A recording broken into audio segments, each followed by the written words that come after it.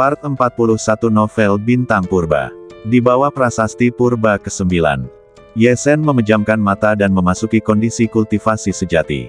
Pada 372 pil berputar 5 lubang yang telah dikultivasikannya di Laut Qi-nya selama periode waktu ini, kekuatan 5 hukum besar langit virtual melonjak liar. Dalam benak Ye Zhen, wawasan tentang 5 hukum besar langit virtual yang diamati dari 18 prasasti purba terkadang melintas di benaknya dengan kecepatan tinggi seperti kilat, dan terkadang mandek, dan kata-kata pada prasasti purba muncul satu persatu. 18 prasasti purba, aku pergi untuk melihat semuanya ketika para prajurit itu mengundangku tadi. Penjelasan tentang 5 hukum besar langit virtual pada prasasti purba ke-9 dan ke-10 memang merupakan 2 prasasti purba yang paling komprehensif, tetapi beberapa penjelasan pada prasasti purba lainnya juga masuk akal. Ye Zhen perlahan memilah wawasan tentang 5 hukum besar langit virtual. Ada banyak wawasan, dan Ye Zhen juga ingin menemukan wawasan yang cocok untuknya dan memadukannya dengan pengalamannya sendiri, alih-alih mempraktikkan cara pemahaman yang acak. Dalam hal itu, akan lebih banyak ruginya daripada manfaatnya. Bagaimanapun, yang cocok untuk Anda adalah yang terbaik. 5 hukum langit maya yang agung, emas, kayu, air, api, dan tanah, dikabarkan sebagai asal mula 5 elemen dari 33 benua. Segala sesuatu di 33 benua itu bertransformasi dari 5 elemen ini. Menurut pengalaman meditasi pada prasasti purba ke-9, ada metode untuk memahami emas, kayu, air, api, dan tanah secara terpisah. Dan ada pengalaman meditasi pada prasasti purba ke-10 yang mengatakan bahwa sebenarnya, asal mula 5 hukum langit maya yang agung itu pada hakikat berbeda tetapi juga memiliki kesamaan, sehingga dapat digabungkan menjadi semua hal dan dibagi menjadi 5 elemen.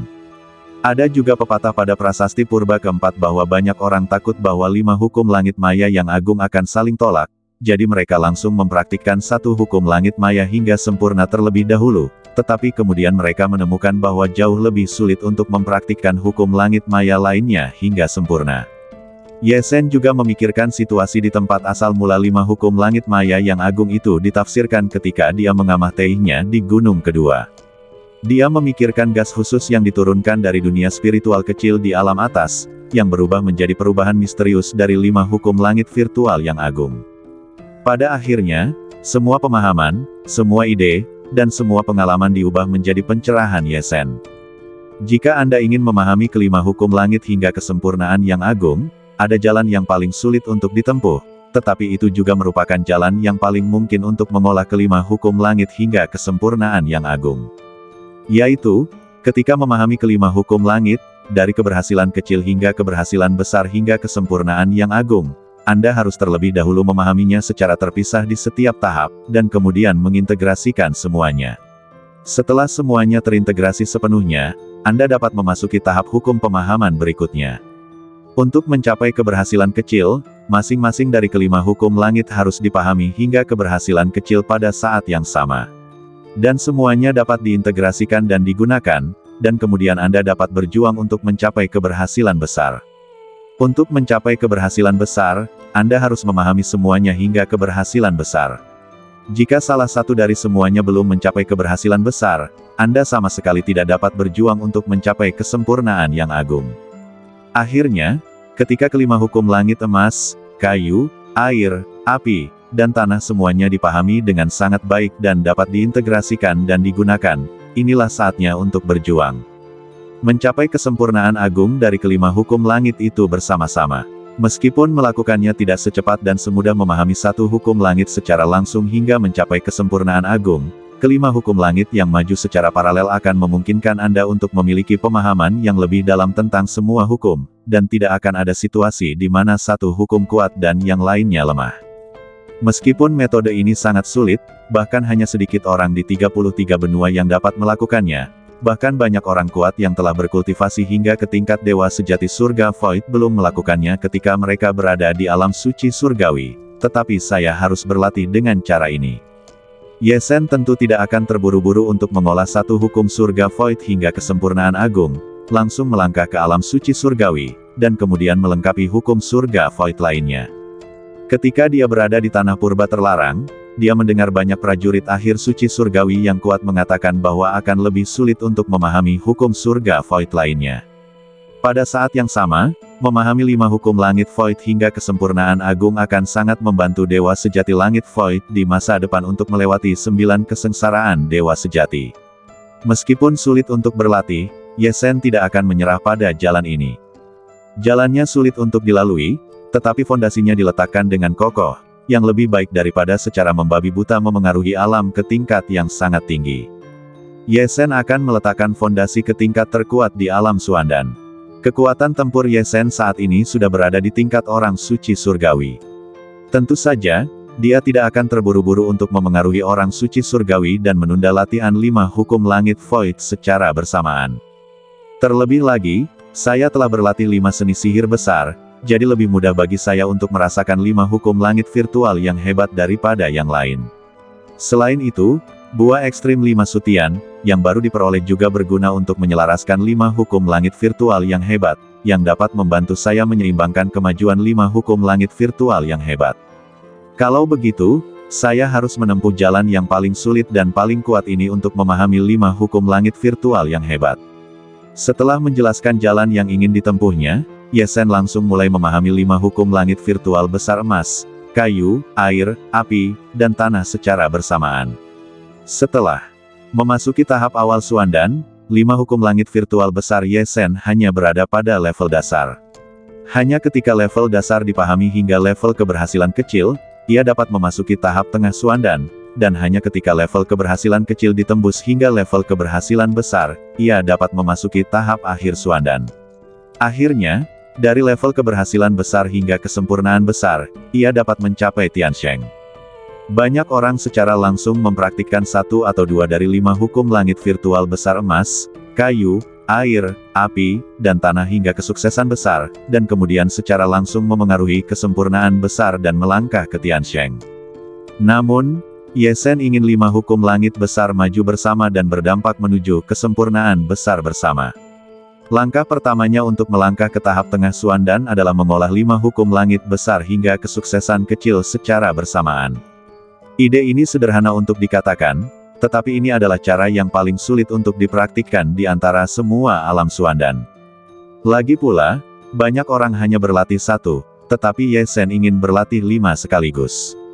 Namun, Ye Zhen sama sekali tidak malu-malu. Saat dia memahami 5 hukum langit dalam benaknya, 5 seni sihir besar pada 372 5 lubang Suandannya semuanya muncul untuk membantunya mengonfirmasi ide-idenya. Pada saat yang sama, Ye Zhen juga menelan 3 dari 5 buah ekstrim langit yang diperolehnya dari tanah purba terlarang, yang memungkinkan kekuatan 5 buah ekstrim langit memasuki lautan Qi-nya, dan akhirnya, itu diselaraskan dengan kekuatan hukum Suandan. Kecepatan pemahaman ini sangat lambat. Ye Zhen, yang duduk bersila di bawah monumen purba ke-9, tidak bergerak setelah lebih dari 10 hari. Namun, yang tidak diketahui siapapun adalah bahwa kekuatan 5 hukum langit di lautan Qi Ye Zhen perlahan-lahan mengalami perubahan aneh. 5 hukum langit virtual yang agung, pada tingkat dasar, hanya memanfaatkan kekuatan emas, kayu, air, api, dan tanah. Setelah memahami prasasti pada prasasti purba ini, saya menyadari bahwa ada banyak tingkatan kekuatan emas, kayu, air, api, dan tanah.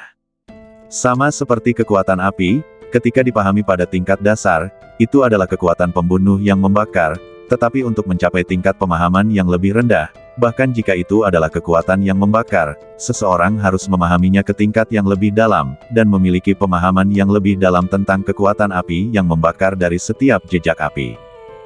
Kekuatan pembunuh yang membakar tidak hanya dapat membunuh orang, tetapi ketika seseorang mencapai pemahaman yang lebih dalam tentang kekuatan ini, itu bahkan dapat membuat kekuatan api memiliki kekuatan untuk menyelamatkan orang.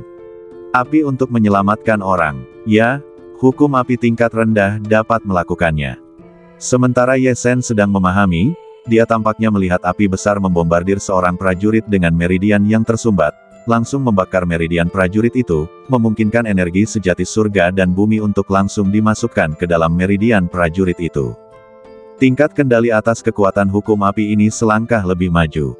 Ketika kekuatan hukum api dikuasai ke tingkat yang lebih dalam, belum lagi menyelamatkan orang, membunuh orang akan menjadi lebih kuat. Pemandangan pemahaman dalam benaknya berubah, dan api yang tak berujung langsung berubah menjadi percikan yang tak terhitung jumlahnya, yang masing-masing memiliki metode pembakaran dan pembunuhannya sendiri. Tidak hanya pemahaman hukum api, Ye Zhen juga dengan gila memahami emas, kayu, air, dan tanah. Dia telah menggunakan 5 sihir besar dan 5 hukum emas, kayu, air, api, dan tanah berkali-kali, bahkan terhadap orang-orang kuat dari alam suci surgawi, bahkan orang-orang kuat dari alam surga void seperti kerangka bermata 3. Ye Zhen telah memiliki pemahaman yang mendalam tentang kekuatan-kekuatan ini, dan telah mencapai tingkat perubahan kualitatif dari perubahan kuantitatif. Dia hanya sedikit kurang untuk membuat 5 hukum surga virtual yang hebat berubah lagi. Setelah Ye Zhen duduk bersila di bawah monumen purba ke-9 selama 21 hari penuh, pada hari ini, Ye Zhen, yang sedang duduk bersila, belum membuka matanya, tetapi area kuil 5 elemen tempat dia duduk bersila telah berubah. Perubahan terbesar adalah bahwa di kuil 5 elemen, awan dari 5 hukum besar langit terbang dan berkumpul dengan gila-gilaan di puncak kuil 5 elemen. Awan dari 5 hukum besar langit muncul, seseorang akan menerobos. Ketika melihat awan dari 5 hukum besar langit berkumpul di puncak kuil 5 elemen, banyak prajurit yang duduk bersila di bawah 18 monumen purba dan tidak dalam kondisi kultivasi memperhatikan gerakan itu. Dan ketika mereka melihat cahaya dari kelima hukum langit, hukum emas, kayu, air, api, dan tanah, di awan dari 5 hukum besar langit yang berkumpul dengan gila-gilaan di puncak kuil 5 elemen, para prajurit ini bahkan lebih terkejut. Bagaimana kelima hukum langit itu bisa berkumpul pada saat yang sama? Apakah ada seseorang yang telah menerobos dan telah menerobos kelima hukum langit sekaligus? Yang paling mengejutkan para pejuang ini adalah saat awan dari 5 hukum langit yang agung berkumpul. Alasan mengapa banyak orang kuat memahami 5 hukum langit yang agung di kuil 5 elemen dan meninggalkan wawasan mereka pada 18 monumen purba adalah karena 5 hukum langit yang agung di sini sangat kaya dan tersembunyi di area kuil 5 elemen. Setelah terobosan dilakukan, kekuatan hukum langit di sini dapat langsung dipanggil dan diinfus ke dalam badan. Umumnya, dari tahap awal Suandan hingga tahap tengah Suandan, puncak kuil 5 elemen dapat mengumpulkan cukup banyak awan terobosan dalam waktu setengah jam. Dari tahap tengah Suandan hingga tahap akhir Suandan, awan dari 5 hukum langit yang agung yang digunakan untuk terobosan juga dapat dikumpulkan dalam waktu 3 jam. Dari tahap akhir Suandan hingga alam Tiansheng, awan dari 5 hukum langit agung yang digunakan untuk terobosan hanya membutuhkan waktu 1 hari untuk berkumpul. Bahkan jika alam Tiansheng menebus hukum langit yang belum dikultivasikan hingga kesempurnaan agung, biasanya hanya butuh 1 hari untuk mengumpulkan awan terobosan. Namun, ketika para prajurit ini melihat awan dari 5 hukum langit agung mulai berkumpul di puncak kuil 5 elemen, mereka menemukan bahwa awan hukum ini telah berkumpul selama 3 hari dan belum menyelesaikan pengumpulan. Seluruh area kuil 5 elemen, yang radiusnya puluhan ribu kaki, telah ditutupi oleh awan dari 5 hukum langit virtual sejauh ribuan kaki. Pemandangan yang aneh seperti itu, tentu saja, mengejutkan para prajurit yang berlatih di bawah 18 monumen purba. Kekuatan 5 hukum langit virtual berkumpul bersama. Saya belum pernah melihat situasi di mana kelima hukum langit virtual ditembus pada saat yang sama. Butuh waktu 3 hari untuk berkumpul dan awan terobosan tidak selesai. Saya belum pernah menghadapi situasi seperti itu. Siapa ini? Terobosan memiliki pertempuran yang begitu besar. Jika begitu banyak awan hukum dituangkan ke dalam badan, seberapa kuat 5 hukum langit virtualnya? Dalam keterkejutan para prajurit ini, butuh 4,5 hari bagi awan dari 5 hukum langit virtual yang berkumpul di atas kuil 5 elemen untuk berkumpul sepenuhnya. Pada saat ini, semua orang melihat awan hukum yang mengerikan yang begitu besar sehingga mencapai radius 8.000 kaki. Semua orang ingin melihat kemana awan hukum yang mengerikan ini akan melayang dan siapa yang menerobos dan memicu awan hukum ini. Pada saat ini, awan hukum yang besar, tepat di tengah, juga perlahan bergerak. Dari monumen purba ke-18, ke monumen purba ke-17, dan kemudian ke monumen purba ke-16.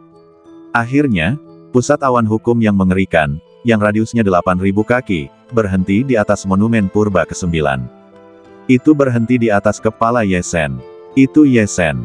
Itu pemuda yang membuat Patriark Minghua begitu sopan. Apakah dia akan menerobos? Tepat ketika semua prajurit menemukan bahwa orang yang akhirnya memicu awan hukum yang mengerikan itu adalah Ye Sen, pusat awan hukum yang besar di langit langsung membentuk corong. Ujung corong itu langsung membawa sejumlah besar awan hukum dan mengalir ke atas kepala Ye Sen, yang sedang duduk bersila tepat di bawah monumen purba ke-9. Ketika ujung awan hukum menyentuh bagian atas kepala Ye Sen, yang sedang duduk bersila dan berlatih, tiba-tiba membuka matanya. Dia menjepit formula ajaib di tangannya, dan pil pemintal langsung muncul dari lautan ki-nya dan muncul di atas kepalanya. Pil pemintal ini adalah pil pemintal 5 lubang pertama yang dikultivasikan Ye Sen ketika dia memasuki alam pil pemintal. Pada saat yang sama ketika pil pemintal 5 lubang ini muncul di atas kepalanya, sejumlah besar awan hukum tampaknya telah menemukan jalan keluar dan mengalir ke dalam pil pemintal 5 lubang ini dengan panik. Ketika awan hukum ini mengalir ke dalam pil pemintal 5 lubang, 5 pola pil ilahi pada pil pemintal 5 lubang Ye Sen mulai beriak dalam lingkaran. Seiring berjalannya waktu, bahkan pil pemintal 5 lubang itu sendiri mulai mengembang. Melihat ke lautan Ki Ye Sen, dia terkejut menemukan bahwa ada 371 pil berputar 5 lubang yang identik di Laut Ki Ye Sen, yang terbang ke kehampaan Laut Ki. Seperti pil berputar di atas kepala Ye Sen, ada juga pola pil dewa yang memancar, dan pil berputar itu sendiri juga mengembang. 372 pil berputar 5 lubang milik Ye Sen adalah pil berputar yang sama persis dengan yang dikultivasikan dengan mempraktikkan pil dewa Taiyuan. Anehnya, saat menerobos alam, mereka juga dapat mengalami perubahan yang sama. Melihat awan hukum yang luas mengalir ke pil berputar 5 lubang di atas kepala Ye Sen, banyak prajurit yang berlatih dan memahami di bawah 18 monumen purba tidak dapat menahan diri untuk tidak berkumpul di sekitar Ye Sen. Adegan terobosan yang mengejutkan seperti itu benar-benar mengejutkan para prajurit ini. Mereka benar-benar tidak dapat membayangkan bahwa terobosan seorang pemuda di tahap awal pil berputar benar-benar dapat memicu awan hukum langit virtual 5 lubang berskala besar. Jika bukan karena penghalang Ice 11, Ice 18, dan Ice 19, saya khawatir fenomena aneh seperti itu bahkan akan mengejutkan para prajurit ini dan secara langsung membuat Ye Sen yang sedang menerobos khawatir. Untungnya, ada 3 penjaga yang disegel es untuk melindunginya. Ketika Ye Sen menerobos, 3 penjaga yang membeku itu telah menghentikan siapapun yang mendekati radius 50 kaki dari badan Ye Sen. Semua prajurit yang terkejut berada 50 kaki jauhnya dari badan Ye Sen, menyaksikan terobosan Ye Sen yang mengejutkan. Infus. Awan luas dari 5 hukum langit virtual besar terobosan sedang meresap ke dalam pil berputar 5 lubang milik Ye Sen. Transformasi. Pil berputar di atas kepala Ye Sen, bersama dengan 371 pil berputar di badannya, dan bahkan 5 pola pil ilahi pada pil berputar, semuanya mengalami transformasi. Keadaan ini berlangsung selama 2 hari. Ketika Ye Sen telah berlatih di bawah monumen purba ke-9 selama lebih dari 27 hari, awan hukum yang luas yang meliputi area seluas 8.000 kaki akhirnya diserap ke dalam pil berputar Ye Sen. Pada saat semua awan hukum diserap sepenuhnya, pil berputar 5 lubang di atas kepala Ye Sen telah mengembang 2 kali lipat dibandingkan sebelumnya. Setelah berkedip 3 kali dengan kecepatan tinggi, ia terbang ke lautan Ki Ye Sen lagi. Penyerapan hukum. Pil berputar berkedip 3 kali.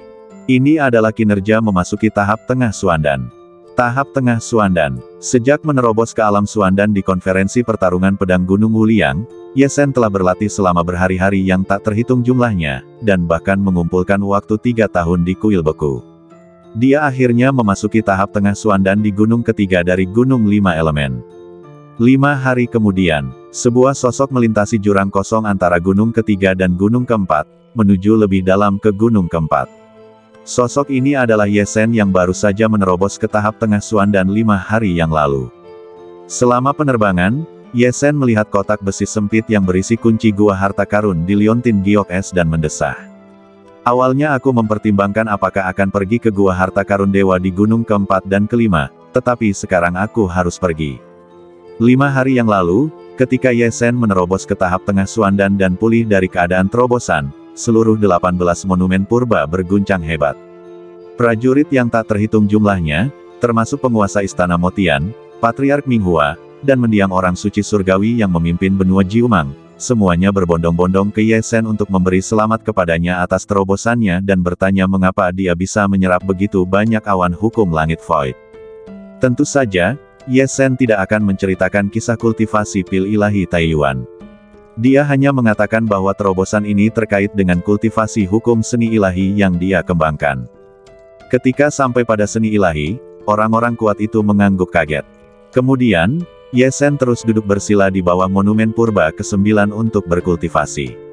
Menurut ide Ye Zhen, meskipun berkultivasi ke tahap tengah Suandan masih jauh dari cukup, dia tentu harus memanfaatkan kesempatan langka untuk memahami di kuil 5 elemen ini dan melangkah menuju tahap akhir Suandan.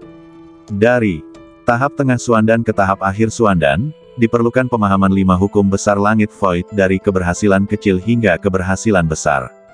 Proses ini tentu saja lebih sulit dan membutuhkan waktu lebih lama daripada menerobos dari tahap awal Suandan ke tahap tengah Suandan.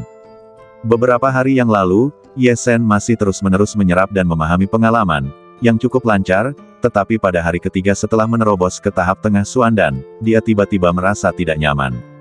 Tidak peduli bagaimana dia mencoba bermeditasi dan memahami, dia tidak dapat memahami sama sekali. Kegelisahan ini membuat Ye Zhen tidak dapat terus berlatih.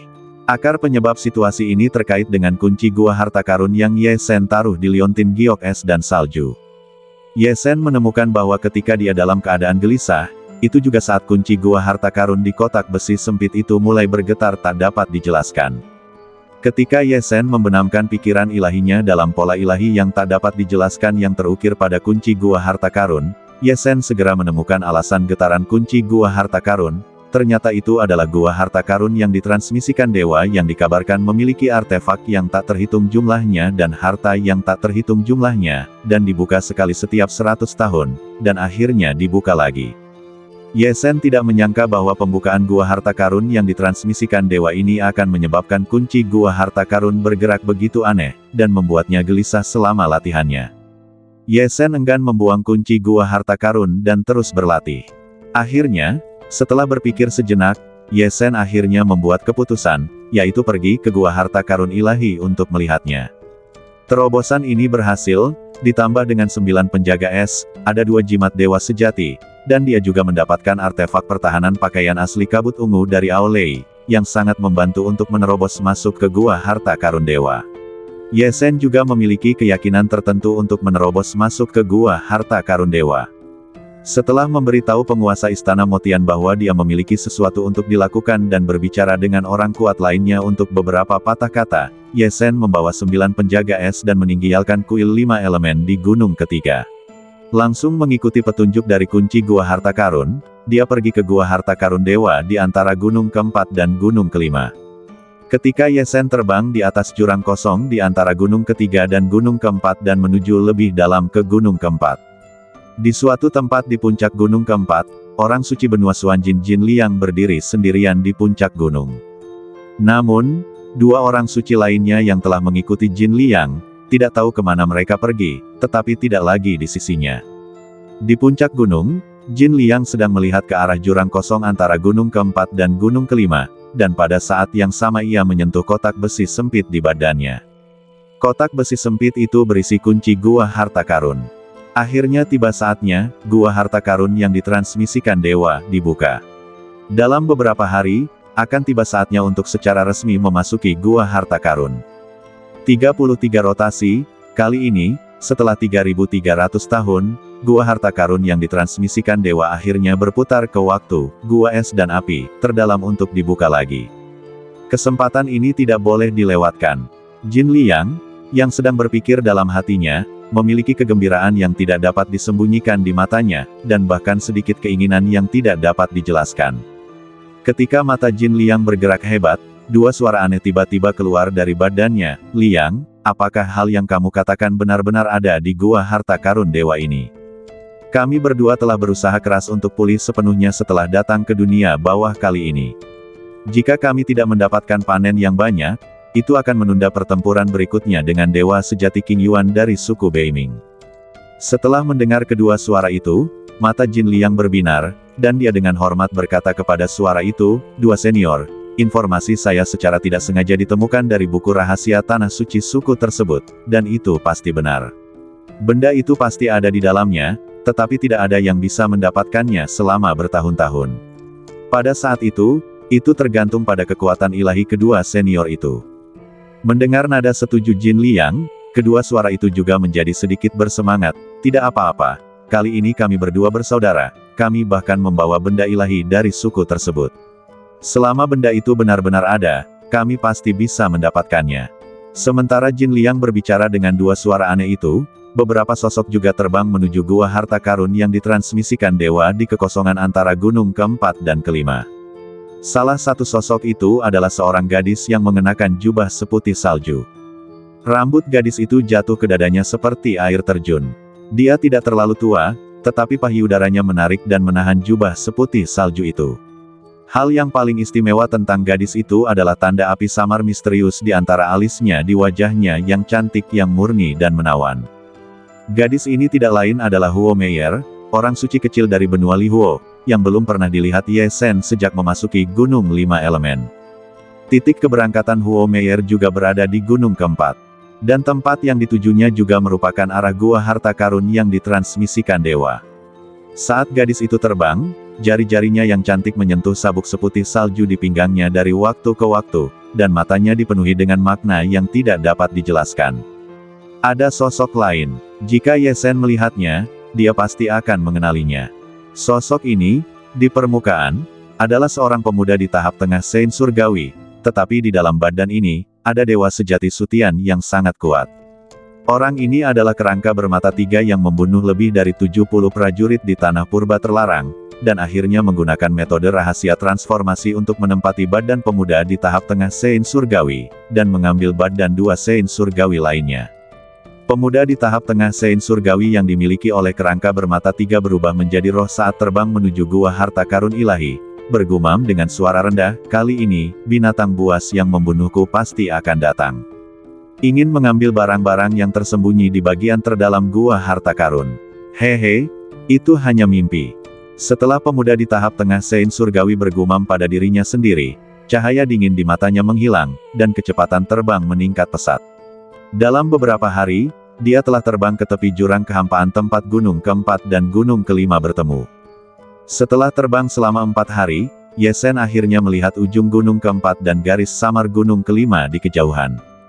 Aku tidak menyangka bahwa gunung keempat, yang dikabarkan jauh lebih berbahaya daripada gunung ketiga, akan begitu mulus dan aman kali ini ketika aku menerobosnya tanpa menemui bahaya apapun. Hanya butuh 4 hari untuk terbang di atas gunung keempat. Apakah karena, gua harta karun yang ditransmisikan dewa, terbuka? Ye Sen mendesah saat dia terbang menuju gua harta karun yang ditransmisikan dewa yang akan segera dicapai. Ketika memasuki gunung keempat, Ye Sen siap untuk melawan binatang hantu yang kuat di gunung, tetapi dia tidak menyangka bahwa dia bahkan tidak bertemu satu pun binatang hantu di sepanjang jalan. Menghitung waktu, penjelajahan 3 bulan di Gunung Lima Elemen tidaklah lama. Hanya tersisa 20 hari.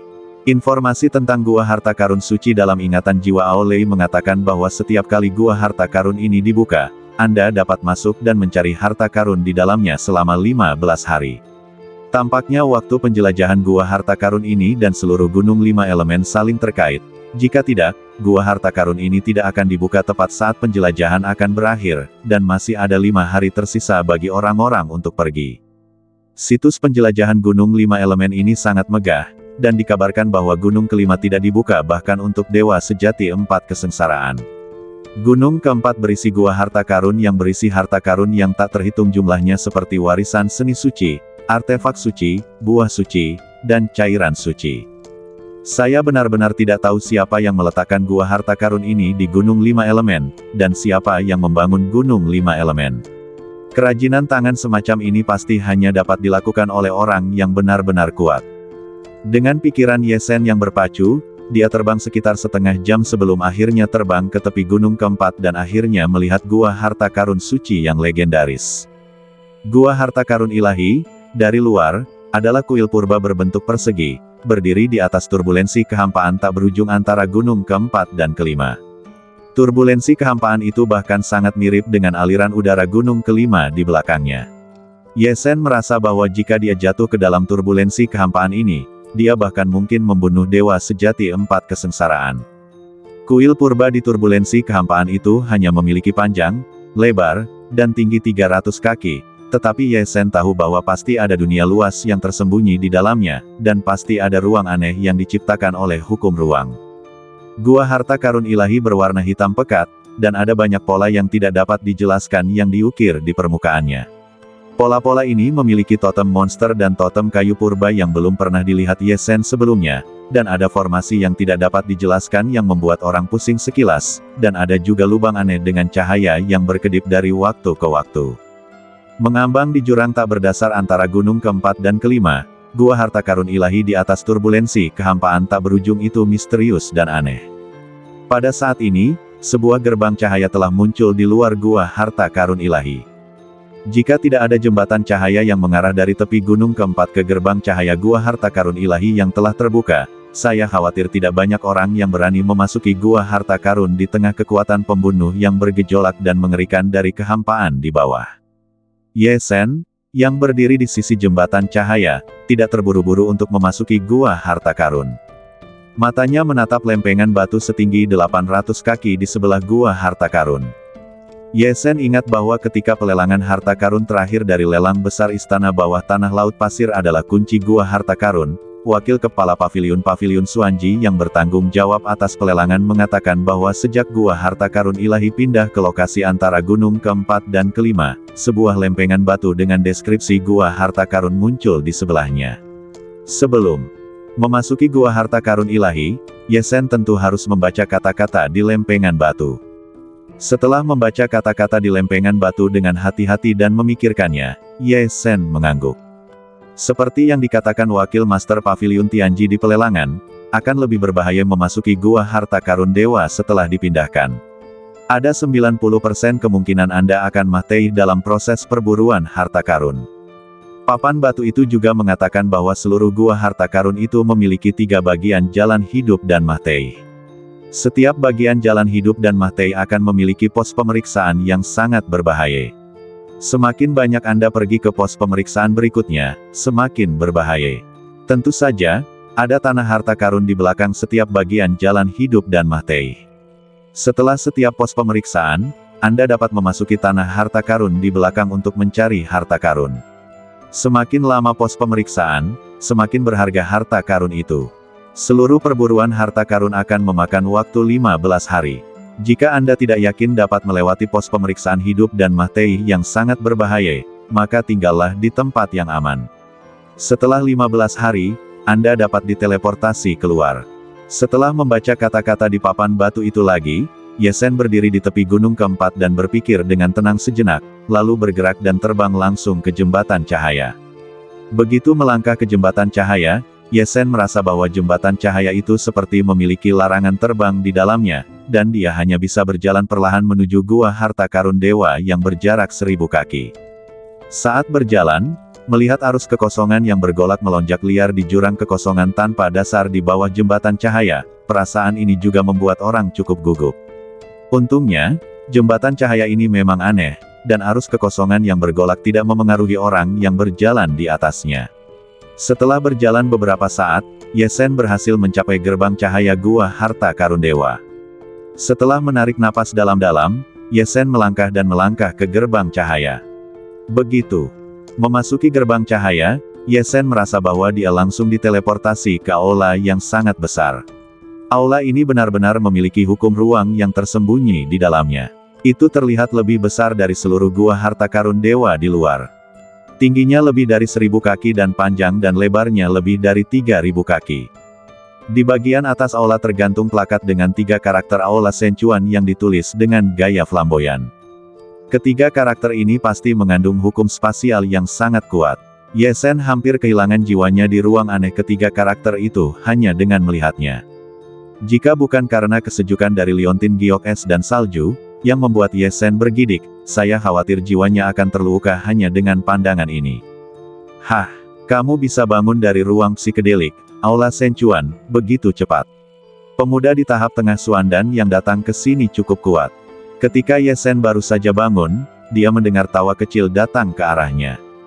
Ketika dia melihat tawa kecil itu, Ye Sen melihat seorang lelaki tua beralis putih di tahap akhir Tiansheng, yang sedang menatapnya dengan rasa ingin tahu. Lelaki tua beralis putih ini sedang duduk bersila dalam lingkaran cahaya saat ini. Yesen juga memperhatikan bahwa ada 17 lingkaran cahaya lain di samping lelaki tua beralis putih ini, dan saat ini, 6 orang sudah berada di 17 lingkaran cahaya di samping lelaki tua beralis putih itu. Total ada 18 lingkaran cahaya, yang masing-masing berjarak 9 kaki. 7 orang itu, termasuk lelaki tua beralis putih, menempati 7 lingkaran cahaya di tengah. Jelas, orang-orang ini adalah orang-orang yang tiba di Gua Harta Karun Dewa ini sebelum Yesen. Gua Harta Karun Dewa dibuka sekali setiap 100 tahun, dan hanya 5 kunci Gua Harta Karun yang keluar saat dibuka. Mengapa ada begitu banyak orang di sini sekarang? Yesen terkejut. Namun dalam sekejap, Yesen menyadari bahwa kunci Gua Harta Karun di tangannya mungkin sama dengan yang tidak digunakan oleh seseorang yang mendapatkan kunci Gua Harta Karun terakhir kali. Pasti ada orang lain di sini yang mendapatkan kunci Gua Harta Karun yang diedarkan sebelumnya dan menggunakannya kali ini. Ketika Yesen melihat wajah orang-orang yang datang sebelum dia bahkan lebih tercengang. Sebenarnya ada 3 orang di dalam, dan dia mengenal mereka semua. Salah satu gadis yang menawan dan menarik adalah Huo Meier, gadis suci kecil dari benua Lihuo. Orang yang berjarak 2 lingkaran cahaya dari Huo Meier adalah Jin Liang, putra suci benua Xuanjin. Yang paling mengejutkan Yesen adalah melihat pemuda tahap tengah orang suci surgawi yang dirasuki oleh kerangka bermata 3. Meskipun dia telah melihat kerangka bermata 3 itu mengeluarkan kunci Gua Harta Karun di tanah purba terlarang, Yesen masih terkejut ketika dia bertemu dengan keberadaan tingkat dewa sejati surgawi virtual ini yang telah bertarung dengannya untuk hidup dan mati dan melihatnya menggunakan buku rahasia utara dari cahaya pedang 5 elemen dan kemudian langsung berhenti. Pada saat ini, Jin Liang melihat Yesen datang, dan seperti lelaki tua beralis putih itu, dia penasaran dengan kebangkitan cepat Yesen dari ruang psikedelik aula transmisi ilahi dan menatapnya. Pemuda tahap tengah orang suci surgawi yang dirasuki oleh kerangka bermata 3 itu tercengang ketika dia melihat Yesen. Dia tidak menyangka bahwa pemuda yang merupakan satu-satunya yang selamat di tanah purba terlarang ini juga akan muncul di Gua Harta Karun suci ini. Dan Huo Meier, salah satu dari 3 orang itu, melihat Yesen dan berteriak kaget, "Yesen, mengapa kamu ada di Gua Harta Karun suci ini?" Huo Meier tidak pernah menyangka bahwa Yesen akan muncul di Gua Harta Karun ilahi. Yesen tersenyum pada Huo Meier dan berkata melalui transmisi suara, "Saya juga mendapat kunci Gua Harta Karun, secara kebetulan, jadi saya datang untuk melihatnya." Setelah mengirimkan transmisi suara kepada Huo Meier, Yesen, seperti 7 orang yang datang sebelumnya, menemukan lingkaran cahaya di tengah 18 lingkaran cahaya dan duduk. Yesen tidak dapat menjelaskan banyak hal yang membuat Huo Meier terkejut. Bagaimanapun, dia mendapatkan kunci Gua Harta Karun dari Aolei setelah membunuh Aolei, jadi tidak nyaman untuk membicarakannya. Ketika Huo Meier melihat Yesen duduk, matanya yang indah menatap Yesen dari waktu ke waktu, seolah-olah dia ingin mengatakan sesuatu, tetapi setelah melihat Jin Liang, dia terdiam lagi. Akhirnya, setelah Huo Meier menahannya beberapa saat, dia tidak dapat menahan diri untuk tidak mengirim pesan kepada Yesen, "Yesen, perburuan harta karun di Gua Harta Karun Dewa ini berbeda dari yang biasanya. Ini adalah yang paling istimewa dalam ribuan tahun. Sangat mungkin akan ada pertikaian sengit di sini, dan bahayanya jauh lebih tinggi. Jika kamu tidak yakin, jangan terlalu dalam." Kata-kata Huo Meier mengejutkan Yesen. Yang paling istimewa dalam ribuan tahun. Berbeda dari perburuan harta karun yang biasa. Yesen menatap Huo Meier, tetapi melihat bahwa gadis itu sudah melihat hidung dan hatinya, seolah-olah dia sedang bermeditasi, dan dia sama sekali tidak mengirim pesan kepadanya. Ketika dia mengirim pesan kepada gadis itu lagi, Huo Meier hanya tersenyum, tetapi tidak ingin mengatakan apa-apa lagi. Yesen sedang memikirkan arti dari kata-kata Huo Meier, dan sebuah pesan dari kesadaran ilahi muncul di benaknya, "Anak muda, aku tidak menyangka bahwa kau juga memiliki kunci Gua Harta Karun, dan kau telah datang ke Gua Harta Karun ilahi ini." Suara ini adalah suara pemuda di tahap tengah orang suci surgawi yang dirasuki oleh tengkorak bermata 3, yang mengirimkan pesan kepada Yesen. "Anak muda, aku harus mengingatkanmu bahwa Gua Harta Karun yang ditransmisikan dewa kali ini berbeda dari masa lalu. Jangan ceroboh. Jika tidak, jika kau tidak berhati-hati, bahkan jika kau memiliki jimat dewa sejati, kau mungkin mati." Tengkorak bermata 3 itu berkata kepada Yesen selanjutnya, yang mengejutkan Yesen. Huo Meier mengiriminya pesan yang mengatakan bahwa gua harta karun yang ditransmisikan dewa kali ini sangat berbeda dan sangat berbahaya. Ye Sen telah menanggapinya dengan serius. Sekarang, tengkorak bermata 3 itu juga mengiriminya pesan tentang bahaya gua harta karun yang ditransmisikan dewa ini. Hal ini tentu saja membuat Ye Sen sangat memperhatikannya, mengetahui bahwa gua harta karun yang ditularkan dewa kali ini pasti istimewa. Ye Sen bahkan ragu sejenak, apakah dia benar-benar ingin pergi ke gua harta karun yang ditularkan dewa ini. Lagi pula, melihat penampilan Huo Meier dan kerangka bermata 3, mereka jelas tahu lebih banyak tentang gua harta karun yang ditularkan dewa ini daripada dia, tetapi dia hanya tahu sedikit tentangnya. Tentu saja, setelah ragu sejenak, Ye Sen tetap tidak pergi. Lagi pula, setelah datang ke gua harta karun dewa ini, Ye Sen tidak akan mengatakan bahwa dia belum memberanikan diri, dan akan mundur setelah mendengar 2 kalimat. Tentu saja, dia lebih waspada dan waspada di dalam hatinya, yang mutlak diperlukan. Ketika Ye Sen juga bertanya kepada kerangka bermata 3 apa yang dia maksud dengan kata-katanya, kerangka bermata 3 itu juga tersenyum dan berkata dalam transmisi suara, "Jika kamu selamat dari tahap ketiga hidup dan mati, aku akan memberitahumu saat itu." Terlalu dini untuk mengatakannya sekarang. Setelah transmisi suara, kerangka bermata 3 itu juga terdiam. Mengenai pengingat Huo Meier untuk dirinya sendiri, Ye Sen merasa bahwa gadis ini bersikap baik padanya setelah pertarungan judai, jadi dia tidak terkejut dengan pengingat gadis itu. Namun, Ye Sen tidak terkejut dengan pengingat dari kerangka bermata 3 itu. Sepertinya kerangka bermata 3 ini kemungkinan besar memiliki hubungan yang erat dengan klan Beiming. Karena klan Beiming, dia memiliki niat baik terhadapku. Kalau tidak, dia tidak akan berhenti di tanah purba terlarang, dan sekarang dia secara khusus mengingatkanku.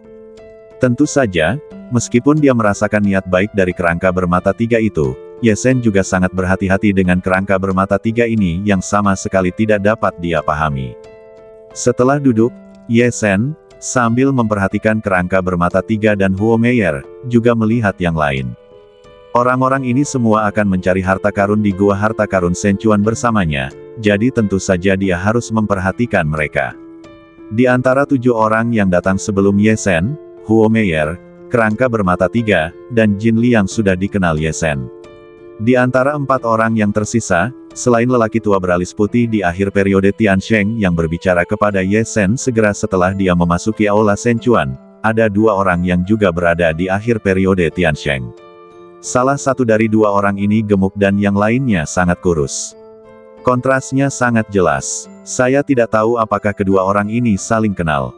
Satu-satunya yang tidak berada di tahap akhir Sein Surgawi adalah seorang pemuda berpakaian putih. Pemuda berpakaian putih ini berada di tahap awal Sein Surgawi. Dia memiliki pita yang diikatkan di dahinya dan kipas lipat di tangannya. Dia tampak seperti playboy. Selama percakapan antara pemuda berpakaian putih ini dan lelaki tua dengan alis putih, Ye Sen tahu siapa orang ini. Pemuda berpakaian putih ini adalah Tuan Muda Istana Jiuxing, kekuatan terbesar di benua Jiumang di antara 33 benua. Namanya adalah Ding Xiaojia. Meskipun Ding Xiaojia adalah Tuan Muda Istana Jiuxing dan terlihat cukup muda, dari percakapan antara lelaki tua beralis putih dan dia mengatakan bahwa dia pernah memasuki gua harta karun ilahi 600 tahun yang lalu. Ye Sen mengerti bahwa pemuda ini berusia lebih dari 600 tahun. Semakin tinggi alam seorang pejuang, semakin panjang rentang hidupnya. Bahkan 600 tahun memang setara dengan masa muda seorang orang suci surgawi. Tepat saat Ye Sen melihat 7 orang di lapangan, tidak ada orang baru yang datang untuk waktu yang lama. Tidak sampai setengah hari kemudian seorang pemuda di tahap tengah orang suci surgawi terbang masuk. Sejak saat itu, tidak ada seorang pun yang datang ke aula transmisi ilahi. Pada akhirnya, hanya ada 9 orang yang datang ke aula transmisi ilahi kali ini. Ye Sen memikirkannya dan mengerti mengapa tidak ada seorang pun yang datang kemudian. Agaknya, mereka yang memiliki kunci gua harta karun, seperti Huo Meier dan yang lainnya, telah menunggu di dekat gua transmisi ilahi, menunggunya terbuka dan masuk, dan telah datang ke sini sejak lama. Dan Ye Sen tidak memutuskan untuk datang ke gua transmisi ilahi pada awalnya, dan baru berangkat setelah kunci gua harta karun dipindahkan. Tentu saja, dia akan tertinggal. Pemuda terakhir di tahap tengah orang suci surgawi ini sedikit tertinggal di belakang Ye Sen, mungkin karena dia lebih jauh dari gua transmisi ilahi. Menurut prasasti batu di luar gua transmisi ilahi, ketika susunan cahaya teleportasi muncul di aula transmisi ilahi, perburuan harta karun gua transmisi ilahi benar-benar dapat dimulai, dan secara resmi memasuki tahap pertama dari 3 tahap jalan hidup dan mahtei gua harta karun. Setelah pemuda terakhir terbang, 3 jam berlalu. Di sudut istana ilahi, susunan cahaya teleportasi dengan radius 3 meter akhirnya muncul. Begitu susunan cahaya teleportasi muncul, ke-9 orang yang duduk bersila di lapangan berdiri. Susunan cahaya teleportasi ini tidak seperti susunan teleportasi purba di seluruh benua, yang memerlukan token teleportasi untuk berteleportasi. Susunan cahaya teleportasi ini, selama Anda berdiri di dalamnya, Anda dapat langsung diteleportasi ke bagian pertama jalan hidup dan mahtei. Haha, karena susunan cahaya teleportasi telah muncul, itu berarti petualangan berburu harta karun selama 15 hari di gua harta karun ilahi telah resmi dimulai, jadi aku harus pergi dulu. Semua orang berada di posisi yang berbeda di area pos pemeriksaan hidup dan mahtei susunan cahaya teleportasi. Apakah kita dapat melihat kalian lagi tergantung pada nasib kita? Semuanya, sampai jumpa. Begitu Ye Shen tiba di aula transmisi ilahi, lelaki tua beralis putih, yang menertawakan Ye Shen karena penasaran, mengambil kunci gua harta karun dan melangkah ke dalam susunan cahaya teleportasi. Wus, saat cahaya kunci gua harta karun menyala, susunan cahaya teleportasi juga menyala, dan kemudian lelaki tua beralis putih itu menghilang. Suanyo Tiansheng masih sangat tidak sabaran. Dia sudah pergi lebih dulu, dan aku juga harus pergi. Setelah lelaki tua beralis putih itu diteleportasi pergi, Jin Liang juga berdiri sambil tersenyum. Dia tersenyum pada Huo Meier, adik perempuan Meier, kamu harus berhati-hati dalam 3 tahap jalan hidup dan mahtei ini.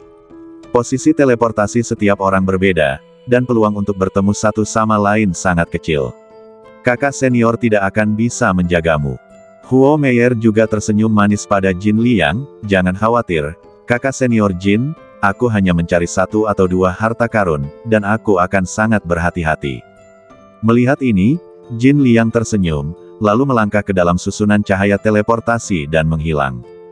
Yang tidak dapat dirasakan oleh siapapun adalah ketika Jin Liang sedang berteleportasi, kunci gua harta karun di badannya menyala, dan pada saat yang sama, ada juga 2 lampu kunci gua harta karun yang menyala di dalam cincin penyimpanan emas di tangannya. Ketika Jin Liang menghilang, Ye Shen tanpa sadar menatap Huo Meier dan tengkorak bermata 3, tetapi menemukan bahwa ada beberapa makna yang tidak dapat dijelaskan di mata mereka. Seolah merasakan perhatian Ye Shen, Huo Meier juga tersenyum pada Ye Shen, Ye Shen, aku pergi dulu. Setelah itu, dia juga melangkah ke dalam susunan cahaya teleportasi dan akhirnya menghilang dari aula Senchuan. Ketika Huo Meier berteleportasi, seperti 2 lampu yang menyala pada Jin Liang yang tidak diketahui siapapun, selain kunci gua harta karun di tangan Huo Meier yang menyala, ada juga lampu kunci gua harta karun yang menyala di ruang sabuk seputih salju di pinggang rampingnya. Setelah menteleportasi 3 orang berturut-turut, yang lain juga bergegas ke susunan cahaya teleportasi. Orang keempat yang tergesa-gesa berdiri di susunan cahaya teleportasi adalah pemuda di tahap tengah Sein Surgawi yang tiba lebih lambat dari Ye Shen. Ye Shen melihat bahwa pemuda di tahap tengah Sein Surgawi itu memegang kunci gua harta karun, berdiri di susunan cahaya dengan penuh harap dan gugup, menunggu transmisi. Namun kemudian, sesuatu yang mengejutkan terjadi. Saat kunci gua harta karun itu berkelebat di tangan pemuda di tahap tengah Sein Surgawi, seluruh susunan cahaya transmisi tiba-tiba menyala dengan cahaya merah darah. Cahaya merah darah ini secara langsung mengusir pemuda di tahap tengah Sein Surgawi dari susunan cahaya dan langsung melesat kembali ke kehampaan aula transmisi ilahi. Kemudian, cahaya merah darah itu berkelebat lagi, dan langsung membunuh pemuda di tahap tengah Sein Surgawi di kehampaan. Ye Shen hanya melihat bahwa harapan di wajah pemuda di tahap tengah Sein Surgawi itu langsung berubah menjadi ekspresi ketakutan, keterkejutan, dan keterkejutan yang luar biasa. Kemudian, dia melihat bahwa pemuda di tahap tengah Sein Surgawi itu terbunuh bahkan tanpa abu terbang yang tersisa. Adegan ini mengejutkan Ding Xiaojia, Tuan Muda Istana Bintang 9 Benua Jiumang. Ye Shen juga terkejut saat ini. Ye Shen tidak menyangka bahwa 1 orang akan mahtei sebelum dia secara resmi memasuki 3 jalan hidup dan mahtei di gua harta karun transmisi ilahi. Dua makhluk Sein surgawi yang terlambat, satu gemuk dan satu kurus, menjadi pucat dalam sekejap, dan kemudian tampaknya mengingat sesuatu dan menjadi bijaksana. Hanya pemuda di tahap Sein surgawi tengah, yang diubah oleh tengkorak bermata tiga, tidak menunjukkan perubahan apapun dalam ekspresinya dari awal hingga akhir. Apa yang terjadi? Mengapa pemuda di tahap tengah Sein surgawi ini terbunuh oleh susunan teleportasi? Ye Sen sangat bingung. Bahkan untuk sesaat, Ye Sen mengira bahwa kunci gua harta karun di tangan pemuda di tahap tengah Sein surgawi itu palsu, jadi teleportasinya gagal dan dia terbunuh oleh gua harta karun dewa sebagai penyusup yang keliru. Namun, Ye Sen dengan jelas merasakan bahwa ketika pemuda di tahap tengah Sein surgawi mengeluarkan kunci gua harta karun di tangan pemuda di tahap tengah Sein surgawi itu persis sama dengan kunci gua harta karun di tangannya, dan juga memancarkan aura gua harta karun dewa yang tidak dapat dijelaskan. Itu tidak mungkin palsu. Jika aku tidak mengerti masalah ini, aku khawatir aku tidak akan berani berdiri di susunan teleportasi dengan mudah. Kalau tidak, jika aku terbunuh sebelum aku secara resmi memulai perburuan harta karun, aku benar-benar tidak bisa menangis. Tepat ketika Ye Sen sangat bingung, dua orang suci surgawi yang terlambat, satu gemuk dan satu kurus, ragu-ragu sejenak, lalu berdiri di susunan teleportasi satu demi satu dan diteleportasi pergi. Ini membuat Ye Sen semakin bingung. Bahkan Tuan Muda Ding Xiaojia yang ketakutan dari Istana Bintang 9 pun bingung. Pada saat ini, kerangka bermata tiga, yang diam saja, angkat bicara, "Hehe, sayang sekali pemuda itu meninggal." Seolah tahu apa yang dipikirkan Ye Sen dan Ding Xiaojia, kerangka bermata tiga itu mensibir, kunci gua harta karun di tangan pemuda itu memang nyata. Namun, kunci gua harta karun di tangannya adalah kunci gua harta karun yang diedarkan 1000 tahun yang lalu. Banyak orang berpikir bahwa selama Anda memiliki kunci gua harta karun, tidak peduli kapan kunci itu diedarkan, Anda dapat menggunakannya untuk memasuki gua harta karun ilahi. Tetapi orang-orang ini tidak tahu bahwa selama kunci gua harta karun itu tidak digunakan selama lebih dari 1000 tahun, kunci itu tidak akan berlaku. Jika kau ingin menggunakannya untuk memasuki gua harta karun dewa lagi, bukan saja kau tidak akan bisa masuk, tetapi kau akan langsung dibunuh oleh gua harta karun itu. Kunci gua harta karun yang tidak pernah digunakan selama 1000 tahun secara langsung tidak berlaku. Setelah menggunakannya, kau akan langsung dibunuh oleh gua harta karun itu. Apa yang dikatakan kerangka bermata tiga itu membuat Ye Sen benar-benar tercengang. Karena kunci gua harta karun itu tidak efektif, mengapa masih bisa membimbing pemuda itu untuk datang ke sini? Orang kuat yang membangun gua harta karun dewa ini, dengan kekuatannya yang kuat, seharusnya mudah baginya untuk membuat kunci gua harta karun yang tidak pernah digunakan selama 1000 tahun itu hancur secara otomatis, meninggalkan kunci gua harta karun itu, membiarkan pemandu itu datang, dan akhirnya membunuhnya. Bukankah ini merugikan orang? Ye Sen tidak bisa menahan diri untuk tidak bertanya kepada tengkorak bermata tiga itu. Kerangka bermata tiga itu melirik Ye Sen dan berkata, "Siapa yang bisa mengetahui pikiran kekuatan besar yang membangun gua harta karun ilahi ini?" Awalnya, gua harta karun ilahi ini memiliki harta karun yang tak terhitung jumlahnya, tetapi juga jebakan maut yang tak terhitung jumlahnya. Jika Anda ingin mendapatkan harta karun itu, Anda harus mempertaruhkan kematian. Ding Xiaojia juga bertanya kepada kerangka bermata tiga saat ini, "Karena Anda tahu ini, mengapa Anda tidak mengingatkan saya?" Mengingatkan, pemuda di tahap tengah orang suci surgawi yang diubah oleh kerangka bermata tiga itu tertawa, "Sungguh lelucon, mengapa saya harus mengingatkan Anda? Di gua harta karun ilahi ini, setiap orang yang masuk adalah lawan. Jika Anda mendapatkan satu harta karun lagi, kemungkinan besar orang lain tidak akan mendapatkan harta karun itu. Banyak orang ingin lebih banyak orang mati sehingga tidak ada yang akan bersaing dengannya untuk mendapatkan harta karun itu." Seolah memikirkan sesuatu, suara kerangka bermata tiga itu sangat dingin. "Lalu bagaimana saya tahu kapan kunci gua harta karun di tangan saya keluar? Mungkin sudah berkali-kali diturunkan." Ding Xiaojia ragu-ragu dan tidak berani pergi ke susunan cahaya teleportasi. Kerangka bermata tiga itu meliriknya ke samping dan sama sekali tidak menghiraukannya, tetapi berjalan langsung menuju susunan cahaya teleportasi. Tepat ketika Ye Sen mengira bahwa kerangka bermata tiga itu juga akan diteleportasi, kerangka bermata tiga itu berhenti sebelum melangkah ke dalam susunan cahaya teleportasi, dan akhirnya berjalan kembali ke sisi Ye Sen. Dia mengulurkan tangannya ke arah Ye Sen, "Anak muda, keluarkan kunci gua harta karunmu agar aku melihatnya." Ye Sen tidak menyangka kerangka bermata 3 itu akan melakukan ini. Setelah berpikir sebentar, Ye Sen mengeluarkan kunci gua harta karun di tangannya. Kerangka bermata 3 itu melihat kunci gua harta karun di tangan Ye Sen dengan saksama, dan berkata, "Kunci gua harta karun ini seharusnya telah diedarkan dalam waktu 300 tahun. Tidak apa-apa untuk memasuki gua harta karun ilahi." Ye Sen tidak menyangka bahwa kerangka bermata 3 itu akan berbalik untuk membantunya memeriksa waktu ketika kunci gua harta karun itu diedarkan. Ini benar-benar mengejutkan Ye Sen. Kunci gua harta karun di tangan Ye Sen diperoleh dari Ao Lei, dan Ao Lei membelinya di pelelangan. Menurut Wakil Ketua Tianji, tuan rumah lelang, kunci gua harta karun ini bocor sebelum pembukaan gua harta karun dewa terakhir. Itu memang dalam kurun waktu 300 tahun. Ketika Ye Sen sedikit terkejut dengan perilaku kerangka bermata 3 itu, kerangka bermata 3 itu menatap Ye Sen lagi. Dia mengeluarkan kartu giok pola ajaib, bersandar di dahinya, mencatat beberapa pikiran ilahi ke dalam kartu giok pola ajaib itu, dan akhirnya melemparkan kartu giok itu ke tangan Ye Sen. Setelah itu, kerangka bermata 3 itu tidak melihat ke belakang dan melangkah langsung ke dalam susunan cahaya teleportasi, dan akhirnya berteleportasi pergi. Ye Sen mengambil kartu giok pola ajaib yang dilemparkan oleh kerangka bermata 3 itu, merasakannya dengan pikiran ilahi, dan menunjukkan ekspresi yang luar biasa di wajahnya. Akhirnya, Ye Sen tersenyum dan meletakkan kartu giok pola ajaib itu ke dalam liontin giok es dan salju.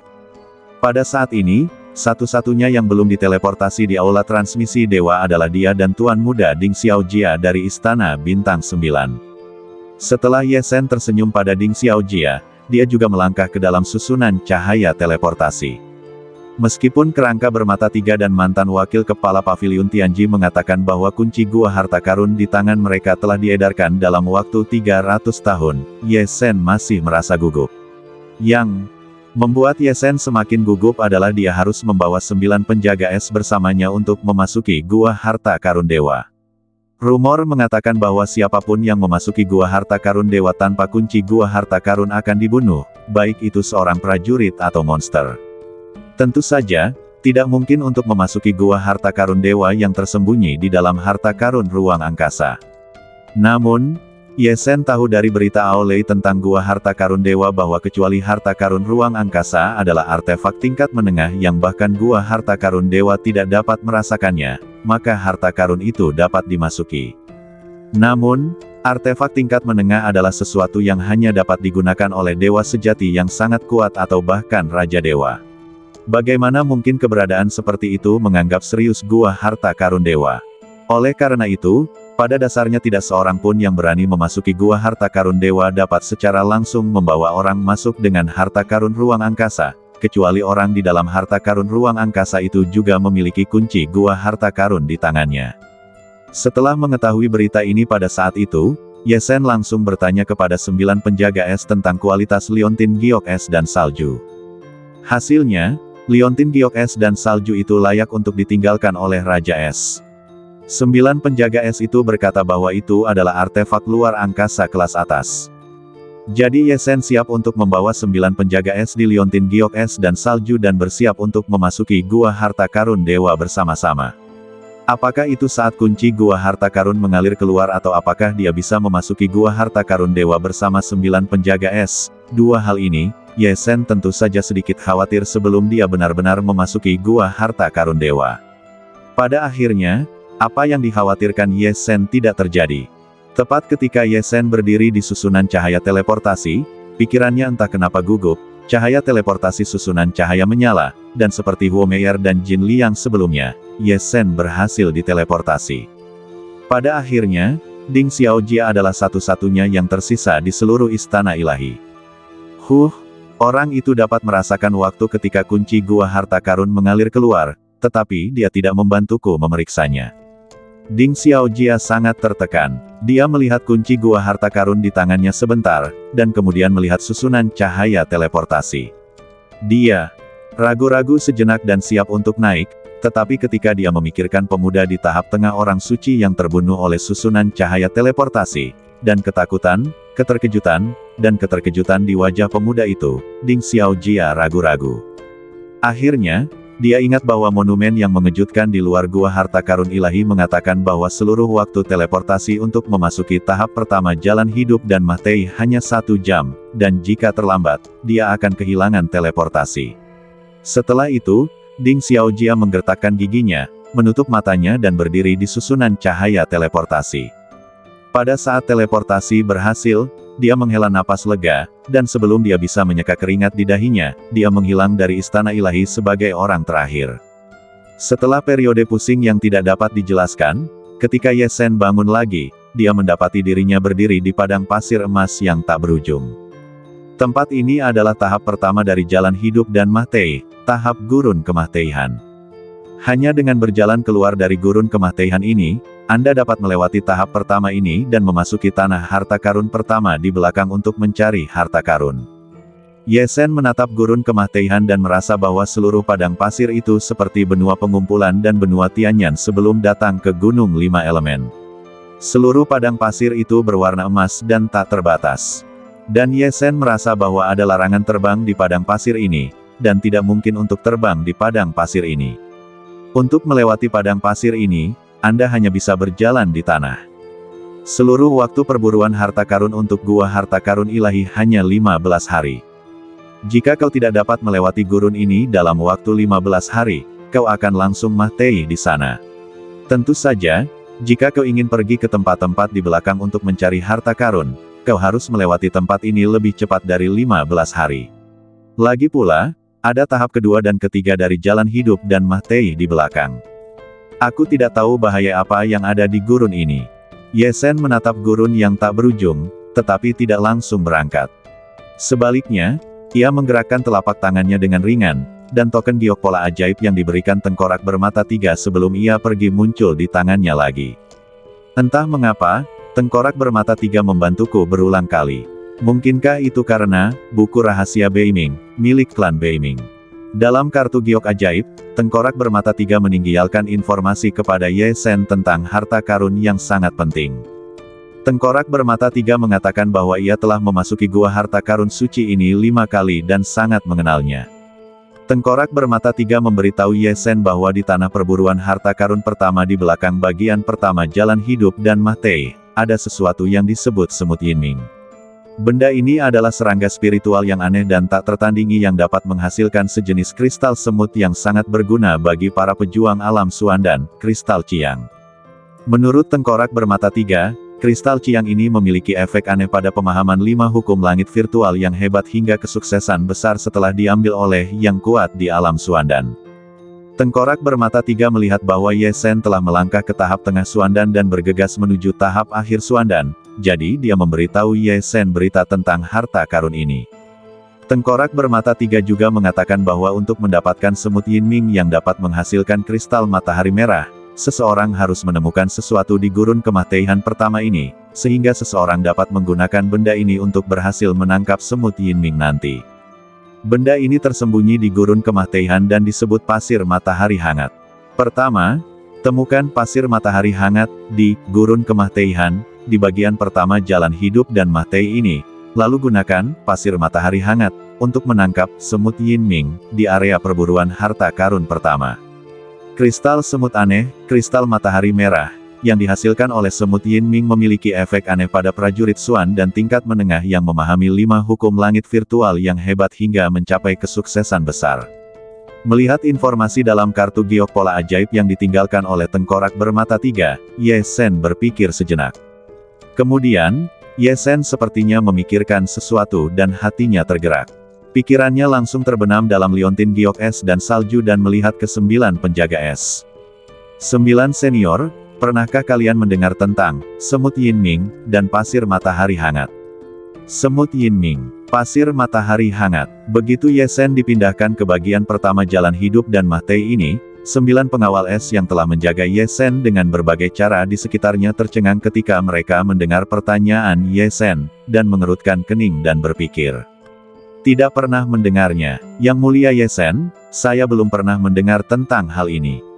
Apakah ini sesuatu yang unik di 33 benua ini? Para pengawal beku menggelengkan kepala mereka satu persatu. Tepat ketika Ye Sen berpikir bahwa para pengawal beku dari benua bintang lainnya tidak mengetahui tentang dua hal ini, Bing Sisan, binatang perang ular Qi di antara 9 pengawal beku, tampaknya telah memikirkan sesuatu, dan matanya berbinar. Yang mulia Ye Sen, sepertinya saya pernah mendengar tentang semut Yin Ming dan pasir matahari hangat itu. Begitu Bing Sisan berbicara, bukan hanya Ye Sen, tetapi juga 8 pengawal beku lainnya menatapnya. Bing Sisan tampak tenggelam dalam ingatannya. Saya ingat bahwa setelah saya datang ke benua liar, saya membunuh beberapa prajurit alam Sein surgawi. Salah satu prajurit memiliki 2 benda ini dalam ingatan jiwanya. Tampaknya dalam ingatan prajurit itu, semut Yin Ming adalah serangga spiritual aneh yang memiliki atribut Yin yang menghususkan diri dalam menelan benda-benda dengan atribut Yang. Saya mendengar bahwa pasir Nuan Yang adalah benda yang sangat Yang. Setelah semut Yin Ming menelannya, atribut Yin dan Yang bergabung, dan Yin dan Yang memperoleh 5 elemen, yang dapat menghasilkan zat aneh yang memiliki rangsangan besar terhadap asal-usul 5 elemen. Zat aneh itu tampaknya disebut kristal Qi Yang. Ya, itu disebut kristal Qi Yang. Yang mulia Ye Sen, benda-benda ini ditemukan oleh prajurit itu dari sebuah buku purba, tetapi pasir Nuan Yang dan semut Yin Ming dikatakan sangat langka, dan prajurit itu belum pernah melihatnya dengan matanya sendiri. Kenangan dari seorang pembangkit tenaga listrik Sein surgawi yang sudah meninggal sangat kuat. Begitu Bing Sisan menemukan sesuatu dari ingatan masa lalunya, dia segera mengeluarkan semua ingatan itu dan menceritakan semuanya kepada Ye Sen. Mendengar perkataan Bing Sisan, Ye Sen mengangguk, tersenyum dan mengucapkan beberapa patah kata kepada 9 penjaga es, lalu pikirannya meninggalkan liontin giok es itu. Jadi, benar-benar ada pasir Nuan Yang dan semut Yin Ming. Tengkorak bermata 3 itu benar-benar membantuku dan tidak berbohong kepadaku. Kali ini, Ye Sen dengan hati-hati memeriksa token giok ajaib yang diberikan oleh tengkorak bermata 3 itu, lalu menghafal informasi tentang pasir Nuan Yang dan semut Yin Ming dalam benaknya. Kalau begitu, selain melewati bagian pertama jalan hidup dan Mahtei dengan lancar, perlu juga mencari pasir matahari hangat. Tengkorak bermata 3 itu mengatakan bahwa dia telah menemukan pasir matahari hangat di suatu tempat di sebelah timur bagian pertama jalan hidup dan Mahtei. Kemudian, karena terburu-buru, dia hanya mengambil sebagian dari pasir matahari hangat dan tidak menjelajahi pasir matahari hangat sepenuhnya. Kalau begitu, ayo kita ke sana dan lihat. Dari posisiku saat ini ke posisi itu, berjalanlah ke timur sebentar, dan kamu bisa keluar dari bagian pertama jalan hidup dan Mahtei. Ye Sen menatap matahari yang terik di langit, dan kunci gua harta karun di tangannya juga menunjukkan arah. Setelah mengidentifikasi arah, Ye Sen langsung maju. Bagian pertama jalan hidup dan Mahtei, gurun kemahteihan, adalah gurun emas yang tak berujung. Meskipun ada larangan terbang di sini, dan kamu tidak bisa terbang, tidak ada gangguan pada cakupan pikiran ilahi di sini. Setelah berlatih ke tahap tengah Suandan, cakupan pikiran ilahi Ye Sen telah meluas hingga radius 100 mil. Jalan hidup dan Mahtei ini adalah pos pemeriksaan, tetapi jika kamu tidak berhati-hati, kamu akan jatuh di dalamnya. Menurut monumen yang mengejutkan, bahkan ada 90% kemungkinan jatuh. Ye Sen harus sangat berhati-hati. Ketika Ye Sen berjalan, dia telah mengirimkan indera ilahinya untuk menjelajahi dan mencari area seluas 100 mil. Setelah melihat bahwa tidak ada masalah, dia menggunakan kekuatan sihir perubahan seketika kehampaan untuk langsung berteleportasi ke tengah area seluas 100 mil, lalu terus menjelajah lebih jauh ke depan, terus berteleportasi, dan terus bergerak maju. Bahkan jika dia tidak bisa terbang, dengan mengandalkan kekuatan sihir perubahan seketika kehampaan, Ye Sen bergerak maju dengan sangat cepat.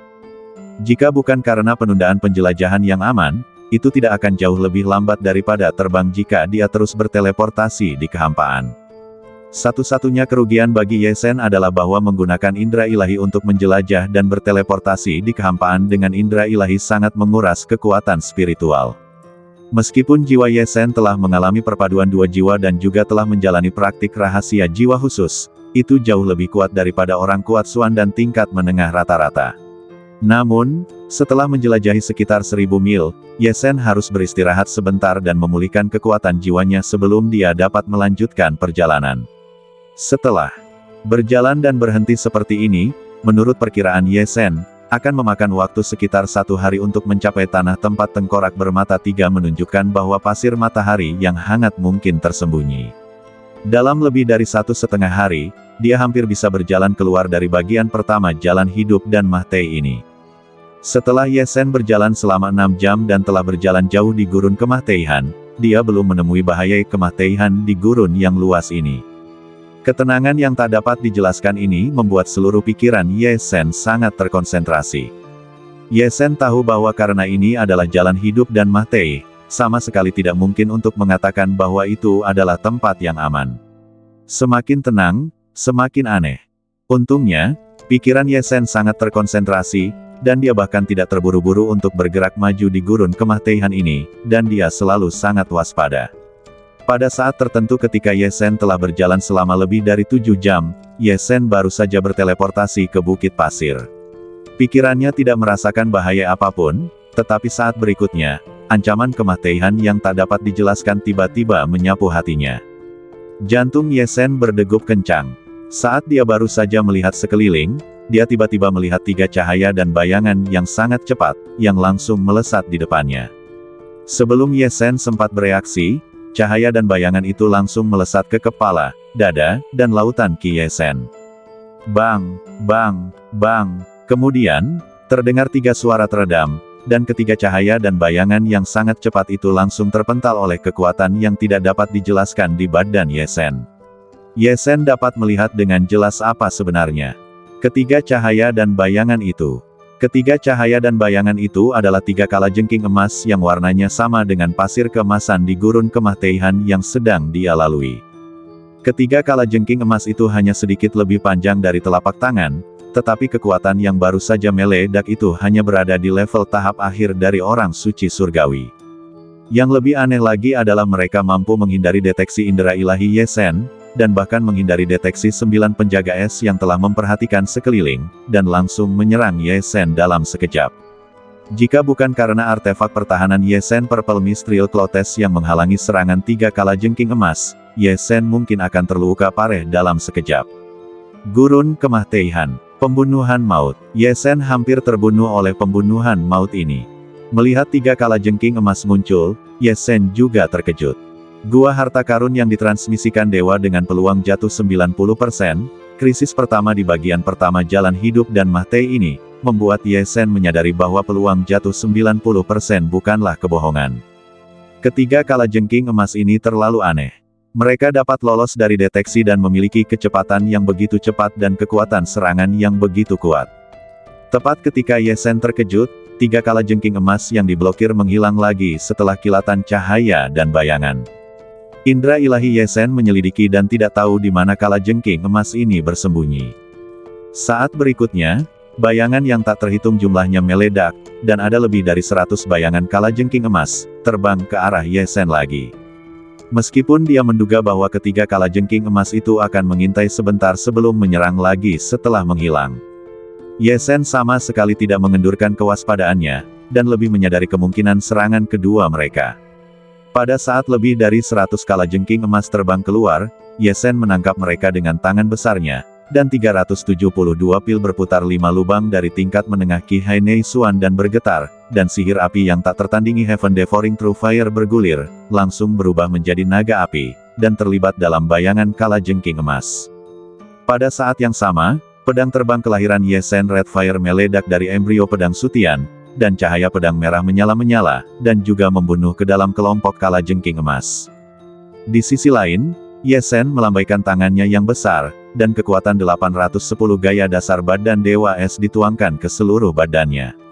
Pada saat yang sama, pakaian asli kabut ungu juga melindungi seluruh badannya, menjaga dari serangan mendadak kalajengking emas ini. Setelah Yesen memasuki tahap tengah Suandan, kekuatan 5 hukum langit virtual meningkat pesat, dan 5 seni sihirnya juga meningkat secara kualitatif. Sekarang kekuatan tempur Yesen yang sebenarnya bahkan dapat melawan orang kuat Tiansheng yang terlambat. Dengan segala macam cara, lebih dari 30 dari lebih dari 100 kalajengking emas dibakar dalam api sejati atau dipotong oleh pedang oleh Yesen. Pada saat ini, kalajengking emas yang tersisa tahu bahwa mereka tidak dapat lagi membunuh Yesen, dan mereka menghilang dalam cahaya dan bayangan yang berkedip-kedip. Setelah melihat kalajengking emas benar-benar menghilang kali ini, Ye Sen menarik napas dalam-dalam, mengubah energi sejatinya, dan kemudian berangkat lagi. Yang tidak diketahui Ye Sen adalah bahwa ketika dia menghadapi serangan kalajengking emas yang sangat cepat di Gurun Kemah Teihan, alam lain, baik sebelum atau sesudahnya, juga memiliki niat membunuh yang berbahaya.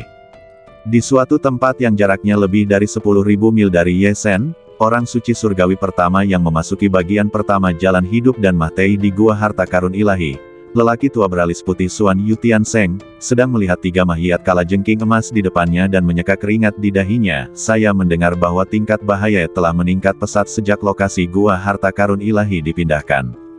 Saya tidak menyangka bahwa bagian pertama jalan hidup dan Mahtei ini begitu mengerikan. Jika saya tidak memiliki jimat gemetar roh untuk memblokir serangan diam-diam dari 3 kalajengking itu, saya khawatir saya akan terluka oleh mereka sebelum saya bisa bereaksi. Untungnya, saya akhirnya membunuh mereka. Saya tidak tahu spesies alien macam apa kalajengking ini sehingga mereka dapat menghindari deteksi saya. Lelaki tua beralis putih Suan Yutian Seng menggulung energi sejati di tangannya dan menggulingkan 3 mahiyat kalajengking emas ke telapak tangannya dan memandanginya. Dia sedang menatapnya, dan saat berikutnya, ratusan cahaya dan bayangan berkelebat lagi. Orang tua itu baru saja mengangkat matanya dari mahiyat kalajengking emas di tangannya, dan saat berikutnya, dia benar-benar tenggelam oleh cahaya keemasan di langit. Kemudian, setelah suara yang mengerikan dan sangat kejam, kalajengking emas di langit terbang menjauh, dan orang tua dengan alis putih itu menghilang sepenuhnya, bahkan tanpa mahiyat yang tersisa. Seluruh gurun tempat dia berada menjadi sunyi lagi. Tempat lain, pada saat yang sama jimat di tangan Ding Xiaojia, Tuan Muda Istana Jiuxing Benua Jiumang, berubah menjadi asap terbang dan menghilang tanpa jejak. Di depannya, ratusan mahiyat kupu-kupu merah menyala seukuran baskom jatuh ke padang pasir emas. Sial, perburuan harta karun di Gua Harta Karun Ilahi ini benar-benar berbahaya. Terakhir kali aku memasuki Gua Harta Karun Ilahi, aku tidak menghadapi begitu banyak ancaman. Ketika baru saja berteleportasi, seseorang langsung terbunuh oleh susunan cahaya teleportasi. Aku baru berjalan lebih dari 500 mil, dan aku telah menghadapi 3 gelombang serangan monster. Gelombang serangan pertama, sekelompok kalajengking emas, jika bukan karena perisai roh surgawi yang disiapkan untukku oleh ayah, aku mungkin telah dibunuh oleh mereka. Ular hitam aneh di belakang dan kupu-kupu merah menyalap psikedelik membuatku kehilangan 2 jimat pertempuran. Jika ini terus berlanjut, aku khawatir harta yang aku persiapkan tidak akan cukup bagiku untuk menghadapi bahaya perburuan harta karun ini. Ding Xiaojia menatap bangkai kupu-kupu merah menyala di tanah, wajahnya berubah, lalu dia menggertakkan giginya, dan sebuah cahaya menyala di tangannya, dan sebuah seruling hijau muncul di tangannya. Sepertinya hanya dengan menggunakan artefak ini kita bisa lebih aman, tetapi giok dewa yang dapat menggerakkan artefak ini akan dikonsumsi terlebih dahulu. Melihat gurun Kemah Teihan yang luas di depan, Ding Xiaojia akhirnya mengambil keputusan dan terbang ke seruling hijau dalam sekejap. Kemudian, seruling hijau berubah menjadi ular hijau dan berenang maju di gurun emas. Artefak seruling hijau ini bukan hanya artefak luar angkasa yang memungkinkan orang untuk terbang masuk, tetapi juga dapat mengubah bentuknya dan bergerak maju dengan kecepatan tinggi. Bibi, terima kasih atas tindakanmu tadi. Aku tidak menyangka bahwa bahaya Gua Harta Karun Dewa kali ini di luar dugaanku. Aku baru saja memblokir 6 putaran serangan, dan dalam serangan putaran ke-7, aku hampir tertangkap. Di suatu tempat di sisi barat gurun, ekspresi terkejut muncul di wajah menawan Huo Meier dan kemudian menghilang lagi. 10 kaki jauhnya di depannya, seekor monster hitam berbentuk tikus tergeletak Mahtei di padang pasir. Di samping Huo Meier, muncul seorang wanita berpakaian hijau yang membawa pedang purba. Aura wanita berpakaian hijau ini bahkan lebih kuat daripada aura kerangka bermata 3 yang bertarung melawan Ye Sen di tanah purba terlarang. Wanita berpakaian hijau itu menyentuh kepalanya dengan penuh kasih ketika mendengar kata-kata Huo Meier. Meier, kali ini berbeda dari masa lalu. Kamu harus membalaskan dendam ibumu, jadi kamu tidak boleh terganggu sama sekali. Yah, aku tahu, Bibi. Mendengar kata-kata wanita berpakaian hijau itu, wajah menawan Huo Meier menunjukkan ekspresi yang sangat serius. Tanda api samar di dahinya mulai beriak dengan cahaya aneh.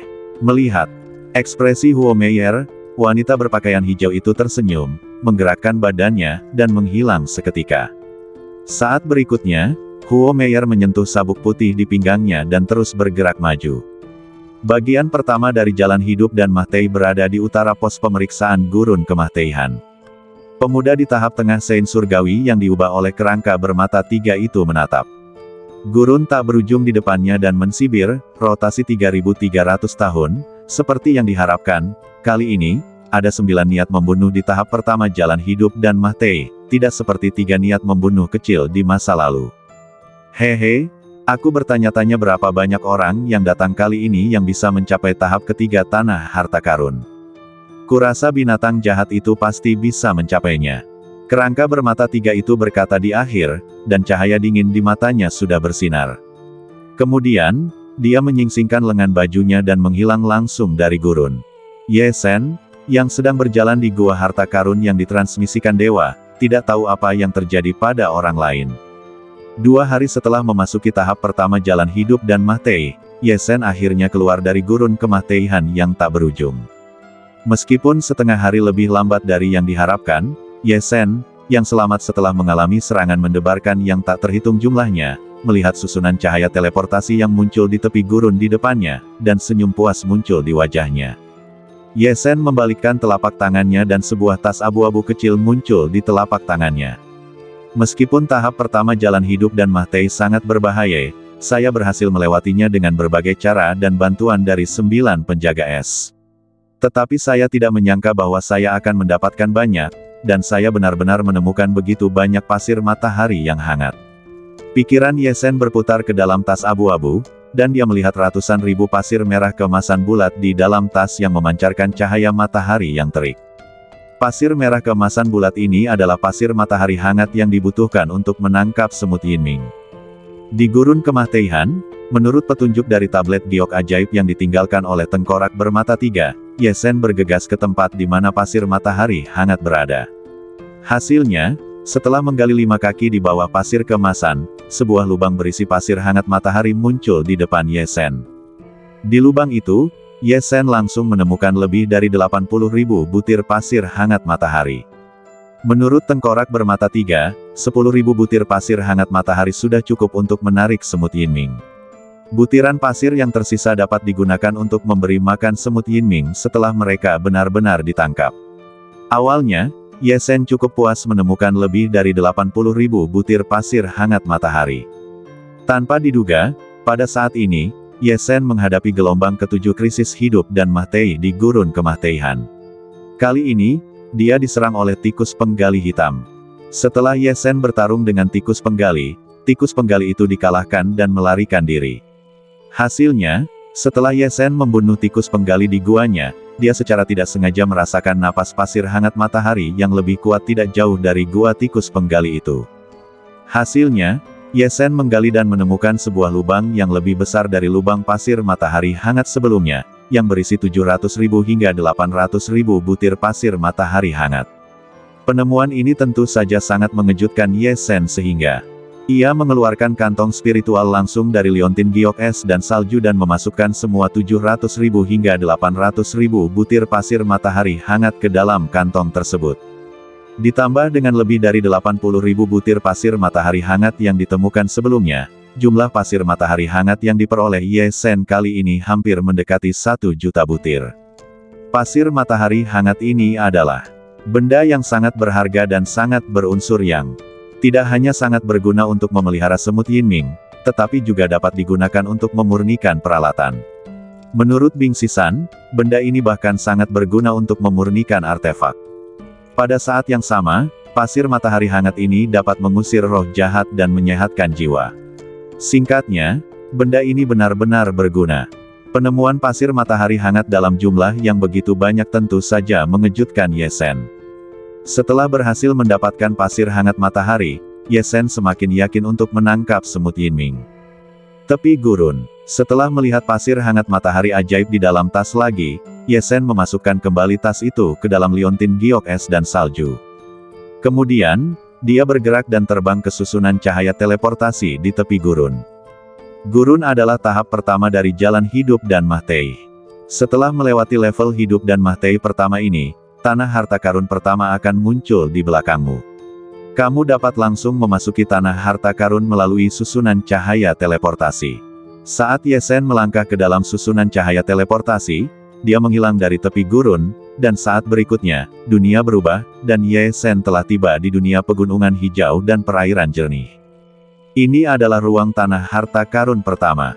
Menurut prasasti batu Jingtian, setiap tanah harta karun hanya memiliki waktu berburu harta karun 1 hari. Begitu kita memasuki tanah harta karun, setelah 1 hari, terlepas dari apakah kita menemukan harta karun atau tidak, kunci gua harta karun akan memindahkan kita keluar dari tanah harta karun. Kita harus memanfaatkan waktu berburu harta karun hari ini. Ini adalah tanah harta karun pertama. Karena aku sudah memiliki target semut Yinming, mari kita cari semut Yinming terlebih dahulu. Tempat ini tidak seperti level jalan hidup dan Mahtei di mana ada larangan terbang. Di sini kamu dapat terbang bebas untuk berburu harta karun, dan tidak ada bahaya. Ini adalah tempat berburu harta karun khusus, yang jauh lebih nyaman. Dikabarkan bahwa harta karun yang tak terhitung jumlahnya di tanah harta karun ini tersembunyi di gua-gua harta karun.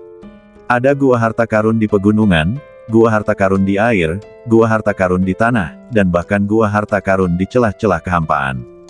Carilah semut Yinming terlebih dahulu.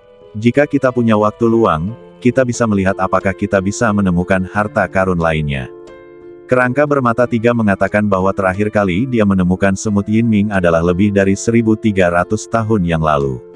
Semut Yinming dikabarkan sebagai sejenis serangga spiritual aneh dengan atribut Yin, dan masa hidup mereka paling lama hanya 1.000 tahun.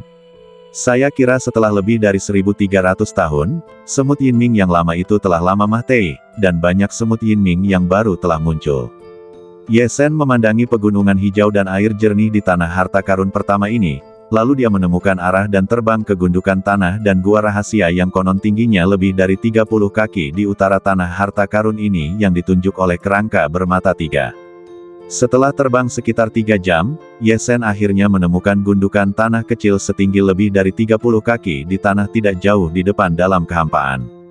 Namun, ketika Ye Sen terbang di depan gundukan kecil itu dan menemukan sebuah gua rahasia yang tersembunyi di gundukan kecil itu, dan benar-benar memasukinya, pemandangan di gua harta karun yang dilihatnya sama sekali tidak terduga. Gua harta karun yang tersembunyi di gundukan kecil ini adalah lorong rahasia panjang yang lebarnya lebih dari 10 kaki dan panjangnya lebih dari 100 kaki. Ketika Ye Sen berjalan ke lorong rahasia ini, dia menemukan bahwa tidak ada semut Yinming yang aktif di seluruh lorong. Dia hanya bisa melihat lusinan bola seukuran kepala yang memancarkan cahaya hitam dan merah tergantung di dinding paling dalam lorong. Selain lusinan bola cahaya hitam dan merah seukuran kepala ini, ada juga bola yang lebih besar yang menghadirkan warna emas ajaib. Yang lebih mengejutkan Ye Sen adalah bahwa di dinding lorong gua yang tersembunyi dan sangat rahasia ini, selain bola 2 warna yang tergantung, ada juga bekas luka pertempuran yang dalam dan kacau, dan ribuan mahiat serangga roh kering dapat dilihat di tanah. Ketika Ye Sen melihat ribuan mahiat serangga roh ini, dia menemukan bahwa sebagian besar mahiat serangga roh ini adalah mahiat semut Yinming yang dia cari. Bahkan jika mereka kering, penampilan umum semut Yinming seukuran kepalan tangan ini dapat dilihat. Semut Yinming ini berwarna gelap dan memiliki sepasang sayap. Pola-pola ajaib yang muncul secara alami pada sayapnya tampak seperti totem kerangka, yang misterius dan aneh. Yang tidak diduga Ye Sen adalah ketika dia datang untuk menemukan semut Yinming ini, semut itu sudah Mahtei dan mengering, lalu berubah menjadi mahiat. Ye Sen melihat mahiat serangga roh lainnya dan melihat bahwa kecuali mahiat semut Yinming, mahiat serangga roh yang tersisa ditinggalkan oleh jenis serangga roh lainnya. Jenis serangga roh lainnya ini jumlahnya jauh lebih sedikit daripada semut Yinming, tetapi ukurannya 2 kali lipat dari semut Yinming. Dapat dilihat bahwa serangga roh ini berwarna merah menyala, tanpa sayap, tetapi dengan 2 taring merah menyala di mulutnya. Itu adalah semut raksasa merah menyala yang belum pernah dilihat Ye Sen sebelumnya. Begitu Ye Sen melihat pemandangan di lapangan, dia mengerti. Mungkin karena pertempuran antara kedua serangga roh ini, jalan rahasia itu berantakan, meninggalkan bekas luka pertempuran yang tak terhitung jumlahnya. Kemungkinan besar pertempuran antara serangga roh ini menyebabkan begitu banyak serangga roh Mahtei dalam pertempuran, meninggalkan ribuan mahiat serangga roh. Namun, Apa bola-bola di dinding yang memancarkan cahaya hitam dan merah itu? Dan apa bola emas yang lebih besar itu? Pikiran Ye Sen langsung terbenam dalam bola-bola ini, dan matanya langsung terbelalak. Satu-satunya bola emas yang lebih besar berisi kristal semut aneh yang diproduksi oleh semut Yinming, yang sangat berguna bagi orang-orang kuat di alam Suandan untuk memengaruhi 5 hukum langit virtual yang hebat hingga kesempurnaan yang luar biasa.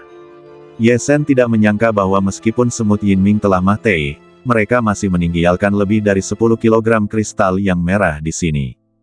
Kristal yang merah ini mungkin tidak cukup baginya untuk memengaruhi tahap akhir Suandan, tetapi mereka dapat memberikan bantuan yang besar. Yang lebih mengejutkan Ye Sen adalah lusinan bola hitam dan merah seukuran kepala. Di dalam bola hitam dan merah ini, ada telur serangga hitam dan merah yang ramping. Dan ketika Ye Sen merasakan telur serangga ini, dia dapat secara langsung merasakan bahwa telur serangga ini masih memancarkan napas kehidupan. Telur serangga ini masih hidup. Mungkinkah semut Yinming bertarung dengan jenis serangga roh lain, dan meskipun mereka semua mati dalam pertempuran, beberapa telur tertinggal. Kalau begitu, selama telur-telur ini menetas, aku masih bisa mendapatkan semut Yinming, dan kemudian semut Yinming yang baru akan terus menyediakan kristal yang merah. Tetapi menurut tengkorak bermata 3, telur semut Yinming berwarna hitam pekat. Meskipun telur-telur ini bentuknya mirip dengan telur semut Yinming, warnanya hitam dan merah. Mungkinkah perpaduan dua jenis serangga roh semut? Mata Ye Sen langsung menatap mahiat-mahiat semut Yinming yang gelap di tanah, dan mahiat-mahiat semut raksasa merah menyala lainnya, seolah-olah dia memikirkan sesuatu dan sedikit tidak percaya. Semut Yinming juga bisa bergabung dengan semut roh lainnya. Pikiran Ye Sen bergerak, dan dia langsung memanggil 9 penjaga es dari Liontin Giok Es. 9 penjaga es berubah menjadi badan seukuran Ye Sen, semuanya terbang keluar dari Liontin Giok Es, dan berdiri di samping Ye Sen. 9 senior, apakah kalian mengenali jenis serangga spiritual lainnya ini? Ye Sen menunjuk kedua mahiat semut raksasa merah menyala seukuran kepalan tangan di tanah di lorong dan bertanya kepada 9 penjaga es.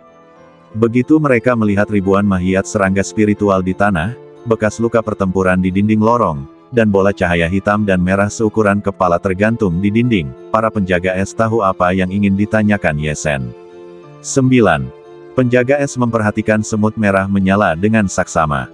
Di antara mereka, Bing Sisan, yang tahu tentang semut Yinming dan pasir matahari hangat, berbicara lebih dulu. Ada desas-desus bahwa semut Yinming tidak pernah hidup bersama dengan semut lainnya, karena mereka adalah serangga spiritual atribut Yin, dan mereka memiliki kekuatan bertarung yang luar biasa, terutama mereka memiliki pengekangan yang tidak dapat dijelaskan pada kekuatan jiwa. Serangga spiritual lainnya tidak pernah berani memprovokasi semut Yinming dengan santai. Apa semut merah ini? Meskipun jumlahnya lebih sedikit daripada semut Yinming, mereka telah membunuh begitu banyak semut Yinming. Bing Sisan tidak melihat asal-usul semut raksasa merah menyala ini. Pada saat ini, Bing Sisan dan Bing Sisan saling memandang, tetapi sepertinya mengingat sesuatu. Bing Siyi berkata langsung, semut merah menyala jenis ini kemungkinan besar adalah semut api, yang pernah saya dan Bing 12 dengar sebelumnya. Dikabarkan bahwa semut api ini bahkan dapat menghasilkan semacam api sejati api di dalam badannya yang sangat beriang. Dikabarkan bahwa hanya dengan mendekati seorang prajurit, semut api ini dapat membuat prajurit itu merasakan panas yang tak tertahankan seolah-olah dibakar oleh api sejati yang tak berujung. Racun semut yang dirangsang oleh koloni semut api dewasa bahkan dapat membunuh monster Sein surgawi tahap akhir yang kuat. Bing 12 juga mengangguk dan berkata, Yang Mulia Ye Sen, semut api adalah serangga langka dan aneh. Saya khawatir itu bahkan lebih kuat daripada semut Yinming. Jumlah semut api di lorong ini lebih sedikit daripada semut Yinming, tetapi mereka membunuh lebih banyak semut Yinming. Semut api sangat yang, sedangkan semut Yin dan semut neter sangat Yin. Kedua serangga spiritual aneh dengan sifat yang sangat berlawanan ini bertarung di sini, dan mereka telah meninggalkan lusinan telur. Ini mungkin melibatkan beberapa rahasia serangga spiritual yang tidak kita ketahui. Dilihat dari penampilan telurnya, itu mungkin telur baru yang dihasilkan oleh perpaduan kedua serangga spiritual. Jika telur-telur baru ini berhasil menetaskan serangga spiritual baru, saya tidak tahu seperti apa serangga spiritual baru ini dengan sifat yang sangat yang dari semut api dan sifat yin dan semut neter yang sangat yin. Jika itu dapat menghasilkan metamorfosis yang aneh, itu mungkin bahkan lebih aneh daripada semut api dan semut yin dan neter. Serangga spiritual adalah spesies aneh yang berbeda dari monster dan prajurit manusia. 9 penjaga es itu hanya tahu sedikit tentang serangga spiritual, tetapi mereka memiliki mata yang tajam dan dapat merasakan keunikan telur yang ditinggalkan oleh kedua serangga spiritual aneh ini. Bing Xi berkata kepada Ye Sen, "Yang mulia Ye Sen, telur serangga baru ini paling cocok untuk mengenali tuannya sebelum serangga spiritual menetas. Begitu mereka mengenali tuannya, Yang mulia dapat mengusir mereka sesuka hati. Jika serangga spiritual ini benar-benar mengalami perubahan aneh di masa mendatang, itu mungkin akan sangat membantu Yang mulia. Bahkan jika tidak ada perubahan aneh, Anda dapat membatalkan pengenalan tuannya kapan saja tanpa kehilangan apapun." Ye Sen mengangguk. Awalnya dia datang ke tanah harta karun pertama ini untuk menangkap semut Yinming, tetapi dia tidak menyangka akan menghadapi situasi ini, yang mengejutkan Ye Sen. Untungnya, ada lebih dari 10 kg kristal Qiyang di sini, yang akan membantunya memengaruhi tahap akhir Suandan dari tahap tengah Suandan. Adapun semut Yinming sendiri, meskipun semut Yinming sudah mati, ini mungkin telur serangga aneh yang merupakan perpaduan dari semut Yinming dan semut api, yang juga merupakan panen yang tak terduga. Seperti yang dikatakan Bing Xi, datanglah dan kenali serangga spiritual ini sebagai tuanmu, dan lihat seperti apa telur serangga ini saat menetas di masa depan. Ketika Ye Sen berlatih di Sekte Taixuan, ia mempelajari metode pengenalan tuan dengan mempersembahkan kurban kepada serangga spiritual dan binatang spiritual. Pada saat ini, ia telah memutuskan untuk mengenali telur serangga baru ini sebagai tuan mereka. Tentu saja, Ye Sen tidak ragu lagi. Ia langsung mengikuti metode tersebut dan menyuntikkan pikiran ilahinya ke dalam ratusan telur serangga hitam dan merah dalam lusinan bola hitam dan merah, dan memulai upacara pengenalan tuan. Setengah jam kemudian, Ye Sen menggerakkan badannya dan terbang keluar dari gua rahasia ini lagi, kembali ke gundukan kecil di tanah. Pada saat ini, lusinan bola hitam dan merah di lorong, serta bola emas yang berisi kristal matahari merah, semuanya telah menghilang. Bahkan ribuan mahiyat serangga spiritual di tanah semuanya telah menghilang. 1 hari kemudian, Ye Sen dibawa pergi dari tanah harta karun pertama oleh kunci gua harta karun dan memasuki tahap kedua jalan hidup dan Mahtei. Berdiri di suatu tempat di dunia coklat dan kuning, Ye Sen tersenyum pahit. Ternyata dalam perburuan harta karun di tanah harta karun pertama sehari sebelumnya, kecuali kristal matahari merah dan telur serangga baru yang diperoleh di gua harta karun di gundukan kecil, Ye Sen tidak mendapatkan apapun di tempat lain selama sisa hari itu. Kesempatan berburu harta karun 1 hari yang saya dapatkan setelah melewati tahap pertama jalan hidup dan Mahtei, level gurun kemahteihan, masih jauh dari cukup. Setelah keluar dari gundukan kecil, saya menemukan 4 gua harta karun, tetapi semuanya kosong. Harta karun di dalamnya telah lama diambil oleh para prajurit yang memasuki gua harta karun teleportasi sebelumnya. Kemudian, saya akhirnya menemukan beberapa tanda harta karun, tetapi sebelum saya dapat menemukan gua harta karun tempat harta karun ini disembunyikan, saya langsung diteleportasi keluar. Sepertinya jika aku ingin memiliki kesempatan lain untuk berburu harta karun, aku harus terus menerobos tahap kedua jalan hidup dan Mahtei dan mendapatkan kesempatan untuk memasuki tanah harta karun kedua. Ye Sen menghela napas. Namun, ketika indera ilahinya terbenam dalam liontin giok es, dan dia melihat telur serangga hitam dan merah yang menunggu untuk menetas di sudut ruang liontin giok es, serta kristal matahari merah dan sekantong pasir matahari hangat, Ye Sen tersenyum dan mengangguk. Bagaimanapun, meskipun dia tidak mendapatkan apapun kemudian, panen pada tahap awal tidaklah buruk, dan itu tidak dianggap sebagai hasil dengan tangan kosong. Mari kita kesampingkan harta karun untuk saat ini, lebih penting untuk menyelesaikan tahap kedua jalan hidup dan Mahtei dengan sepenuh hati. 3 tahap jalan hidup dan Mahtei di gua harta karun dewa adalah 3 tanah harta karun dengan gua harta karun yang tak terhitung jumlahnya. Semakin jauh Anda melangkah, semakin berbahaya jalan hidup dan Mahtei, dan semakin berharga harta karun di gua harta karun tersebut. Pada tahap pertama jalan hidup dan Mahtei, Ye Sen telah mengalami 9 krisis dan pembunuhan yang mengerikan. Dia telah menyadari bahaya dari tahap jalan hidup dan Mahtei ini, dan ada kemungkinan terjatuh jika dia tidak berhati-hati. Dia akan memulai tahap kedua jalan hidup dan Mahtei, jadi Ye Sen tentu tidak berani ceroboh atau terganggu. Bagian pertama jalan hidup dan Mahtei adalah level gurun kemahteihan. Ada berbagai macam niat membunuh yang berbahaya yang tersembunyi di gurun. Tapi aku tidak tahu di mana bahaya dari bagian kedua jalan hidup dan Mahtei ini. Ye Sen mendongak dan dengan hati-hati melihat dunia bagian kedua jalan hidup dan Mahtei tempat dia baru saja diteleportasi, dan dengan hati-hati melihat petunjuk arah pada kunci gua harta karun. Setelah beberapa saat, Ye Sen mengambil langkah dan mulai melangkah maju di jalan hidup dan Mahtei yang baru ini. Bagian kedua jalan hidup dan Mahtei ini tidak melarang terbang. Tapi Ye Sen tidak berani terbang dengan kecepatan tinggi di dalamnya, tetapi terbang maju dengan hati-hati dan berubah menjadi kehampaan. Setelah terbang sejauh 6 atau 7 mil, Ye Sen berhenti di depan busur cahaya hijau, dan akhirnya wajahnya menjadi berat. Busur cahaya hijau di depannya adalah busur cahaya sepanjang lebih dari 3 kaki yang tersembunyi di kehampaan pada ketinggian 15 atau 16 kaki. Seluruh busur cahaya itu seperti jembatan cahaya kehampaan, yang tampak sangat indah. Namun Ye Sen tidak berpikir bahwa busur cahaya ini memiliki tempat yang indah. Karena ketika dia melewati busur cahaya pertama, Bing Siyi, salah satu dari 9 penjaga es, menunjuk ke busur cahaya kuning sepanjang 8 kaki dengan kaget dan memberi tahu Ye Sen tentang bahayanya. Saat itu, Ye Sen tahu bahwa busur cahaya ini adalah cahaya kemahteihan yang mengerikan yang disebut cahaya ilahi Yuanji. Menurut Bing Siyi, cahaya ilahi Yuanji ini adalah cahaya aneh yang hanya dapat disempurnakan secara khusus oleh orang-orang kuat di atas dewa sejati 6 kesengsaraan. Cahaya ini dapat diubah menjadi busur cahaya aneh dengan berbagai warna dan bentuk, dan bahkan dapat menjadi sinar aneh yang meledak tiba-tiba. Itu sering ditempatkan di luar tanah harta terlarang dewa sejati untuk digunakan sebagai cahaya pelindung. Lengkungan cahaya dan sinar cahaya ilahi Yuanji kuat dan lemah. Lengkungan cahaya yang lemah dapat digunakan untuk membunuh orang-orang kuat di alam Linghai dan alam Suandan, dan yang kuat bahkan dapat membunuh dewa sejati di bawah 6 kesengsaraan. Yang lebih mengerikan adalah tidak ada yang tahu di mana cahaya ilahi Yuanji disembunyikan dan kapan akan muncul. Jika Anda tiba-tiba menyentuh cahaya ilahi Yuanji yang kuat dan tersembunyi, Anda mungkin terbunuh secara langsung sebelum Anda waspada.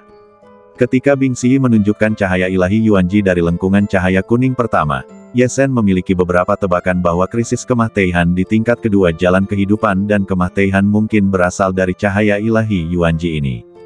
Setelah terbang 6 atau 7 mil, Ye Sen telah melihat 8 lengkungan cahaya dengan warna dan bentuk yang berbeda muncul di berbagai tempat di dunia ini, dan Ye Sen lebih yakin dengan tebakan ini.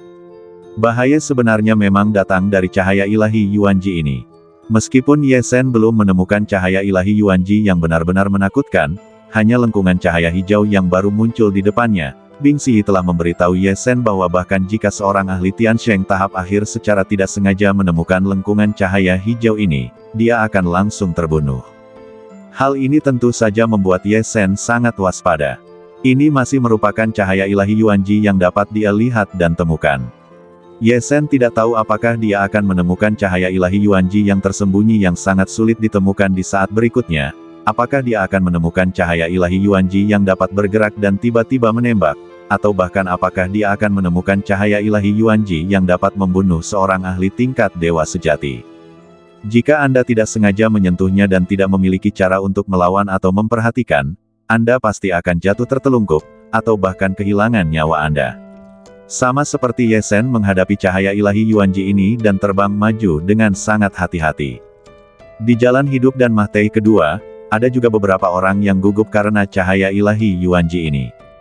Di suatu tempat sekitar 3.000 mil jauhnya dari Ye Sen, 2 orang Tiansheng terakhir, 1 gemuk dan 1 kurus, yang memasuki gua harta karun ilahi, sedang melihat cahaya biru yang tiba-tiba melesat keluar dari 3 kaki di depan mereka dan berhenti tiba-tiba.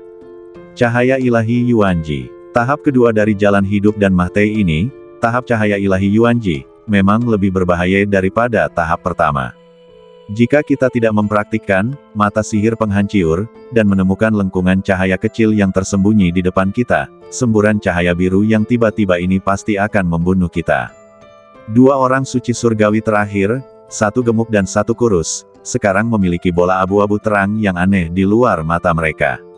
Melihat ke depan melalui bola abu-abu terang itu, mereka dapat melihat banyak celah hampa dan sinar hampa yang tersembunyi di dunia ini yang sama sekali tidak dapat dilihat oleh prajurit lain.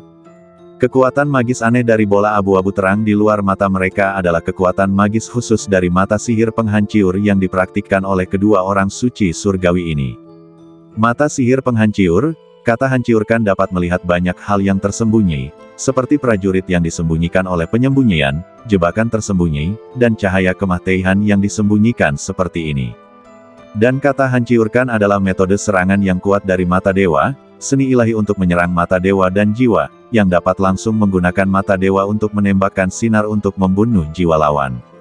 Seperti yang telah diduga Ye Sen ketika dia bertemu dengan dua orang suci surgawi yang terlambat ini, satu gemuk dan satu kurus, dengan bentuk badan yang sama sekali berbeda di aula transmisi ilahi, keduanya benar-benar saling mengenal dan mempraktikkan metode yang sama. Setelah memasuki jalan hidup dan Mahtei dan diteleportasi terpisah, mereka bertemu lagi. Justru karena mata penghancur kedua orang ini berjalan lebih dari setengah bagian kedua jalan hidup dan Mahtei dan berhasil menghindari beberapa niat membunuh cahaya ilahi Yuanji yang hampir membunuh mereka.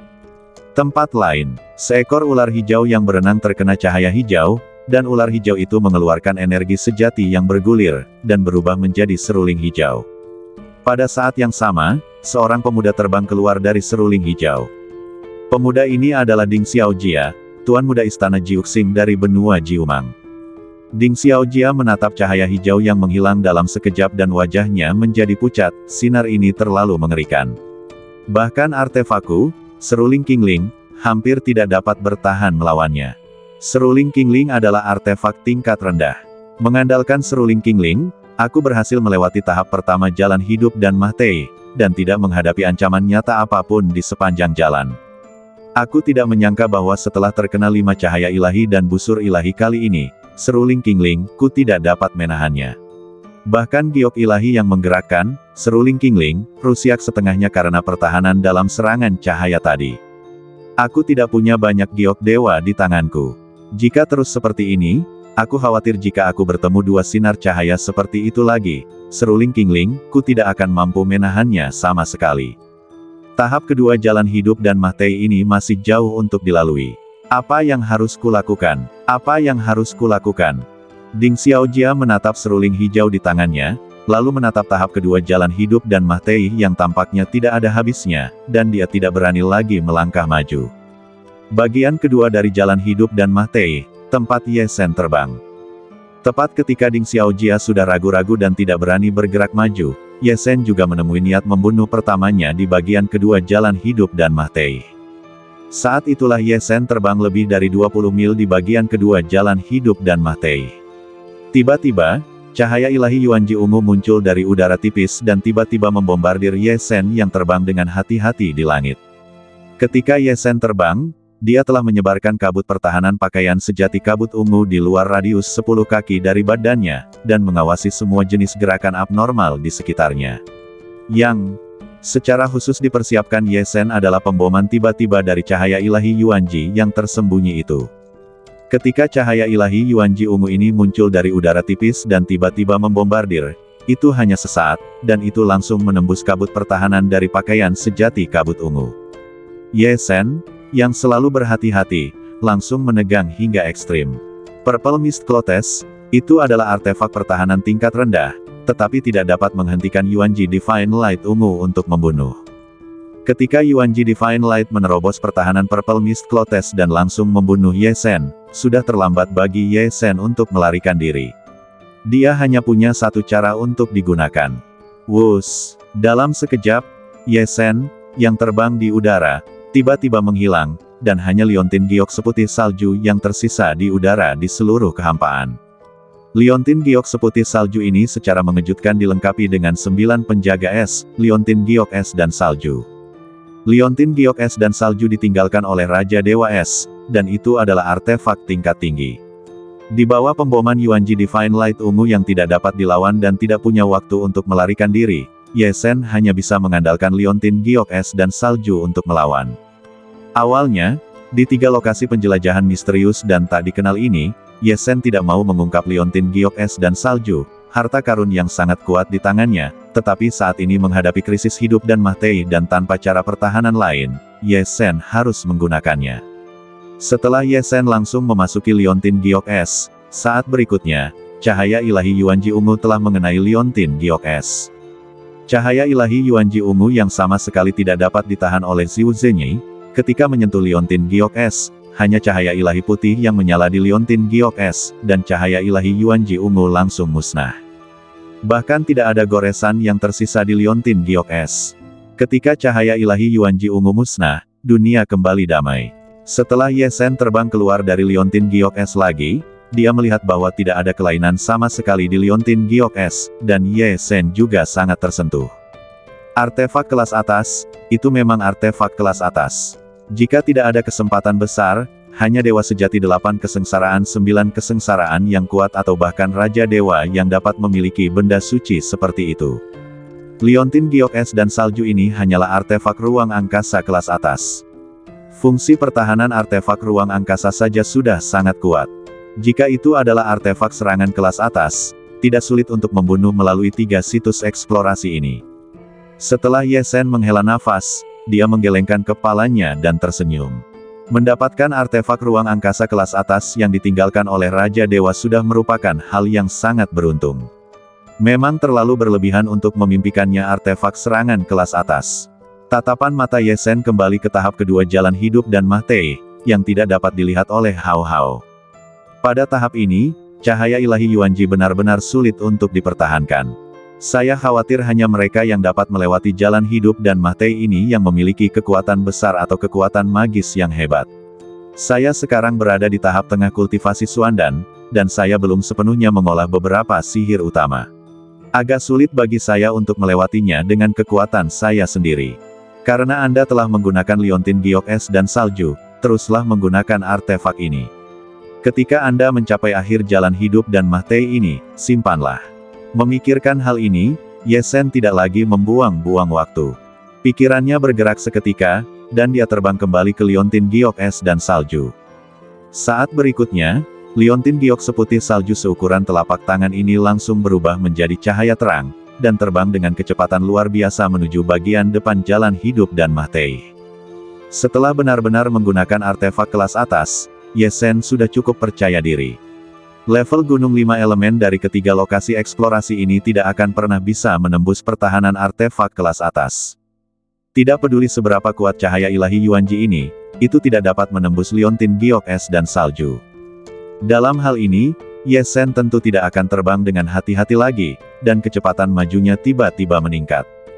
Dalam waktu kurang dari sesaat, Ye Sen telah melesat ratusan mil. Dalam proses ini, liontin giok es dan salju, yang berubah menjadi cahaya terang dan berkelebat dengan kecepatan tinggi, juga menghadapi banyak serangan cahaya ilahi Yuanji. Akibatnya, sebagian besar cahaya ilahi Yuanji langsung terlempar oleh liontin giok es dan salju sebelum sempat mengenai liontin giok es dan salju. Bahkan jika sebagian kecil cahaya ilahi Yuanji mengenai liontin giok es dan salju, itu langsung dimusnahkan oleh liontin giok es dan salju dalam sekejap, dan liontin giok es dan salju bahkan tidak mengurangi kecepatan terbangnya. Melihat situasi ini, Ye Sen memiliki keyakinan mutlak untuk melewati tahap kedua jalan hidup dan mati ini.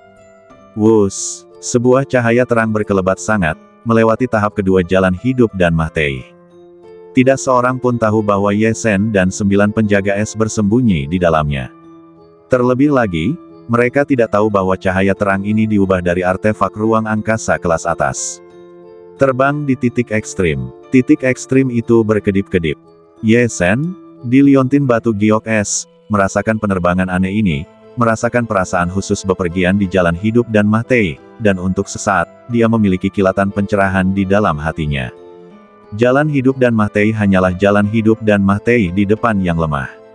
Di depan yang kuat, jalan hidup dan mati seperti itu mungkin seperti penerbangan liontin batu giok es, yang dapat diabaikan sama sekali dan langsung dikilat. Di satu sisi, ada penerbangan ketakutan dan kehati-hatian, dan di sisi lain, ada rasa aman yang tiba-tiba. Kontras ini membuat Ye Sen di liontin batu giok es dalam sekejap pencerahan, dan ki internalnya gelisah. 372 pil berputar 5 lubang di lautan ki, yang diselimuti oleh kabut bintang, sebenarnya meningkat sebanyak 24 dalam sekejap pencerahan ini, dan langsung menjadi 396. Pencerahan dapat ditemui tetapi tidak dicari. Ye Zhen tidak menyangka bahwa dia akan memiliki kesempatan pencerahan di tahap kedua jalan hidup dan mate ini. Tentu saja, pencerahan itu hanya berlangsung sesaat. Ye Zhen ingin memasuki keadaan aneh ini yang dapat menarik kabut bintang dan meningkatkan 5 lubang pil dalam sekejap, tetapi dia tidak dapat melakukannya. Melihat bahwa dia tidak dapat memasuki keadaan aneh ini lagi, Ye Zhen tersenyum acuh tak acuh. Dia terus bergerak maju menuju bagian kedua jalan hidup dan mate, sambil mengendalikan liontin giok es dan salju untuk terbang dan melihat-lihat.